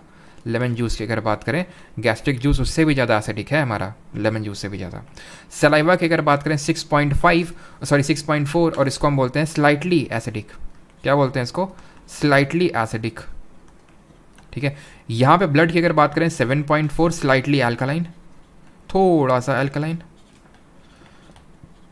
ठीक है। मिल्क ऑफ मैग्नीशिया का होता है 10.5, इसको हम यूज़ करते हैं एंटासिड के रूप में। व्हाट इज़ एंटासिड, एंटासिड वो होते हैं जो पेट की एसिडिटी को ख़त्म कर देते हैं, और एंटासिड होते हैं बेस। जैसे हमने गैस्ट्रिक जूस हमने बहुत ज़्यादा खा लिया तो बहुत ज़्यादा एसिडिटी हो गई पेट में, तो मिल्क ऑफ मैग्नीशिया लेते हैं, तो होता क्या है, एक रिएक्शन होती है जिसको हम बोलते हैं न्यूट्रलाइजेशन रिएक्शन। एसिड को बेस ने कर दिया न्यूट्रलाइज, इसको बोलते हैं उदासीकरण अभिक्रिया, न्यूट्रलाइजेशन रिएक्शन। एक अम्ल ने एक क्षार ने एक अम्ल को न्यूट्रलाइज कर दिया, तो इसको हम एस्कोर करते हैं एंटासिड। एंटासिड का एक और जल्दी से एग्जांपल तो जो मैं आपको दे चुका हूँ पहले। और NaOH है, NaOH है सोडियम हाइड्रोक्साइड, जिसका pH होता है 14। ये जो स्केल होती है हमारी pH स्केल, ये जाती है 0 से लेके 14 तक। तो आप समझ सकते हैं 14 एकदम हाईली एल्कलाइन है हमारा क्या, सोडियम हाइड्रोक्साइड। और सोडियम हाइड्रोक्साइड हमारा एक एल्कली है। एल्कली क्या होता है, एल्कली वो बेस होते हैं जो पानी में डिजॉल्व हो जाते हैं, मतलब all alkali are bases but all bases are not alkali, ठीक। और एंटासिड के तौर पे हम यूज़ करते हैं बेकिंग सोडा यानी कि NaHCO3, जिसको सोडियम बाइकार्बोनेट के रूप में जानते हैं, जिसको हम सोडा एसिड फायर एक्सटिंग्विशर के तौर पे यूज़ करते हैं, जिसको हम बेकिंग पाउडर बनाने के लिए यूज़ करते हैं। बेकिंग पाउडर क्या होता है, जहाँ पे हम बेकिंग सोडा को mild edible acid like tartaric acid के साथ मिक्स कर देते हैं, ठीक है। और इसको जब हम हाइड्रेट वगैरह करते हैं तो हमें मिलता है Na2CO3, उसमें और हाइड्रेट करते हैं उसको तो हमें मिलता है Na2CO3.10H2O, जिसको बोलते हैं वॉशिंग सोडा। और वो वॉशिंग सोडा यूज़ होता है परमानेंट हार्डनेस ऑफ वाटर को रिमूव करने के लिए, उसी को हम यूज़ करते हैं। और डिफरेंट तरह के इंडस्ट्री जो पेपर और जो ग्लास फैक्ट्रीज होती हैं वहाँ पे भी उसका यूज़ किया जाता है वॉशिंग सोडा का। तो ह्यूमन ब्लड पूछा, ऑप्शन नंबर 4 7.4 होगा, ठीक है। अब मुझे ये बताइए कि बताइए क्या, चलो ठीक है छोड़ते हैं, नहीं तो काफ़ी ज़्यादा लंबा हो जाएगा कि कौन सा एसिड किस में होता है, वो हम किसी और में देख लेंगे। तो अच्छा एक चीज़ मुझे बताइए, अब मुझे आप एक चीज़ बताइएगा, ठीक है। जब मैं 7 से राइट साइड में बढ़ूंगा, when I will move from 7 to right side, the concentration of H plus ion will increase or decrease? The concentration of H plus ion will increase or decrease? बताइए। Which among the following lakes lies on the borders of Andhra and Tamil Nadu? निम्नलिखित में से कौन सी झील आंध्रा और तमिलनाडु की सीमा पर स्थित है? Dal lake, Pulicat lake, Loktak lake या फिर सांबर लेक? बॉर्डर में कौन सी सिचुएटेड है, ये आपसे क्वेश्चन पूछा जा रहा है, बताइए। डिक्रीज करेंगे, ओके बिल्कुल सही है सभी का, बिकॉज H प्लस आयन का मतलब है एसिड। तो जब हम 7 से राइट साइड में जाएंगे तो एसिडिक कम होता जाएगा, बेसिक बढ़ता जाएगा, यानी H प्लस घटता जाएगा, OH माइनस बढ़ता जाएगा। तो अब यहाँ पे अगर बात करें आंध्रा और तमिलनाडु के बॉर्डर पे, तो डल कहाँ है, JNK में। JNK में डल के अलावा कौन सा है, वूलर लेक है, जो कि हमारा एक फ्रेश वाटर लेक है और लार्जेस्ट फ्रेश वाटर लेक भी यही है कि नहीं, लार्जेस्ट फ्रेश वाटर लेक है। अच्छा ये बताइए पंगोंग सो और सो मोरीरी ये कहाँ देखने को मिलेंगे और ये किस टाइप के लेक हैं आपके? आंसर इसका पुलिकट होगा। मैप नहीं लगा रखा बट आप देखिएगा, पुलिकट है आपका आंध्रा और तमिलनाडु के बॉर्डर पर, मैं पहले बता चुका हूँ आपको ये, ठीक है। हम लोग लोकटक कहाँ पे है, मणिपुर। कल देखे तो लोकटक लेक में आपका एक फ्लोटिंग नेशनल पार्क जिसको बोलते हैं केबुल लैमजाओ नेशनल पार्क, और यहाँ पे आपको कौन सा मिलेगा जो कि मणिपुर का नेशनल एनिमल है, सॉरी स्टेट एनिमल है, Keibul Lamjao national park, only floating national park in the world. यहाँ पे आपको मिलेगा सांगाई डियर। पिग्मी हॉग कहाँ मिलेगा आपको, पिग्मी हॉग मिलेगा मानस नेशनल पार्क में, जो कल मैंने आपको बताया था, ठीक है। पंगोंग और सो मरीरी आपको मिलेंगे लद्दाख में, और दोनों हैं आपके salt water lake, because Ladakh हमारा एक कोल्ड डेजर्ट है, इवेपोरेशन ज़्यादा होता है प्रेसिपिटेशन से, इसलिए ये सॉल्ट वाटर लेक है। लोकटक आपका मणिपुर में। सांभर की अगर बात करें राजस्थान में है, साउथ इंडिया में नहीं है सांभर, ठीक है, राजस्थान में है, और ये ब्रैकिश वाटर लेक है, मतलब एकदम सॉल्ट वाटर लेक है ये भी। और सबसे ज़्यादा सॉल्टी वाटर अगर किसी सॉल्ट वाटर लेक में मिलेगा इंडिया में, दैट इज़ सांभर, ठीक है। अगर हम बात करें लार्जेस्ट सॉल्ट वाटर लेक या फिर लार्जेस्ट ब्रैकिश वाटर लेक, जब हम ब्रैकिश वाटर की बात करते हैं मतलब फ्रेश वाटर सलाइन वाटर दोनों का mix, that is called as brackish water. तो ये है आपका ब्रैकिश वाटर लेक है आपका चिलिका लेक। कहाँ पड़ता है जरा बताइए कमेंट में जल्दी से, चिलिका लेक। फिर आप ये बताएंगे लोनार लेक कहाँ पे है और किस तरह का लेक है ये। लोनार हो गया, कोल्लेरू लेक कहाँ पे है, ठीक। और भीमताल लेक कहाँ है, भीमताल। वेम्बानद लेक कहाँ पे है, इतने बताइए आप, ठीक है। और लोनार लेक की अगर बात करें कहाँ पे है, महाराष्ट्र में है लोनार लेक। ये किस तरह का लेक है, ये है आपका एक क्रेटर, यानी एक आया था पत्थर, ठीक है, स्पेस से वो टकराया, गड्ढा क्रिएट कर दिया और उसमें बन गया लेक, ठीक है, उसको बोलते हैं crater lake, Lonar crater. Kolleru lake है आपका आंध्र प्रदेश में। ये जो हमारी रिवर हैं गोदावरी और कृष्णा, ठीक है, उनके बीच में ये है लेक आपका कोल्लेरू लेक। भीमताल की अगर बात करेंगे उत्तराखंड में है। वेम्बानद की अगर बात करें इंडिया का लॉन्गेस्ट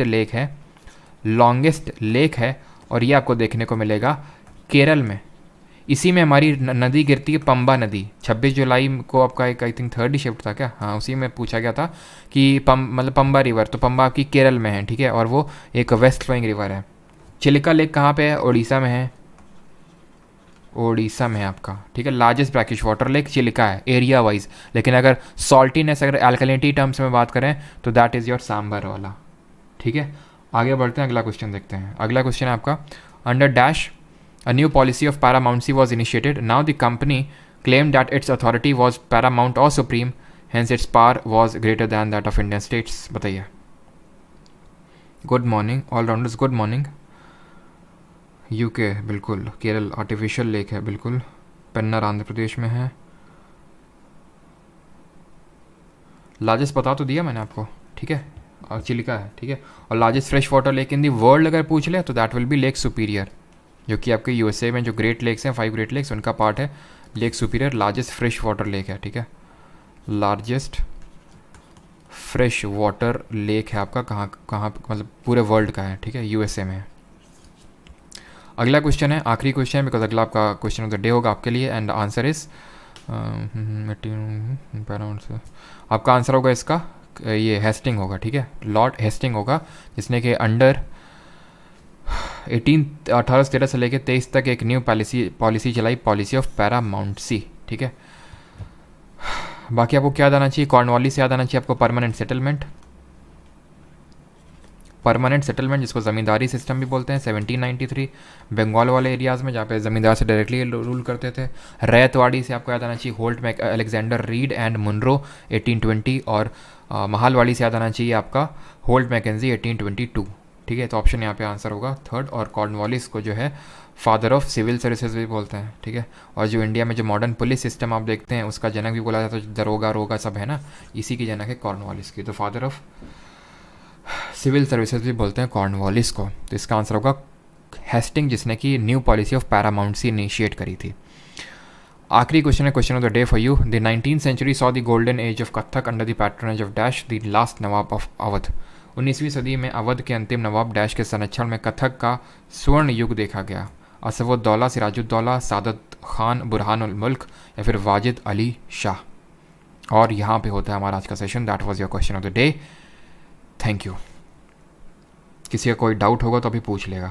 बाकी जैसे अभी मैंने बताया कि नोट्स का थोड़ा सा प्रॉब्लम रहता है, तो नोट्स का मैं वही प्लान कर रहा हूँ कि एक सब्सक्रिप्शन बेसिस पे ऐसा कुछ क्रिएट कर दूंगा, जिससे कि मैं एक पेड कोई बंदा रख सकूं और उसको मैं पे कर दूंगा, ताकि नोट्स में डिले ना हो, ठीक है। ये पीपीटी तो आपको मिलते रहेंगे, जो खुद से बना रहे हैं बनाते रहिए, वेल एंड गुड। लेकिन अगर काफ़ी लोग वर्किंग है, काफ़ी लोग के पास इतना टाइम नहीं है, तो वो वहाँ से उसको डाउनलोड कर सकते हैं उस मेथड से, ठीक है।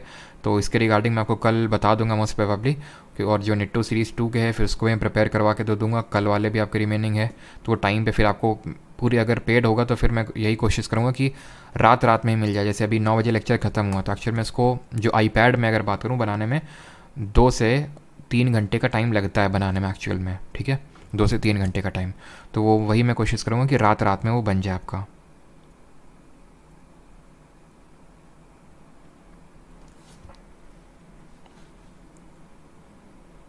सर नोट्स में सुबह का बैच का सब्सक्रिप्शन दे देना, नहीं उल्टा होगा, जो सुबह के बैच वाले होंगे उनको नोट्स का सब्सक्रिप्शन मिलेगा, ठीक है। Thank you Tushar. कल का क्वेश्चन बताओ मुझे अंकित, क्या क्वेश्चन पूछा था?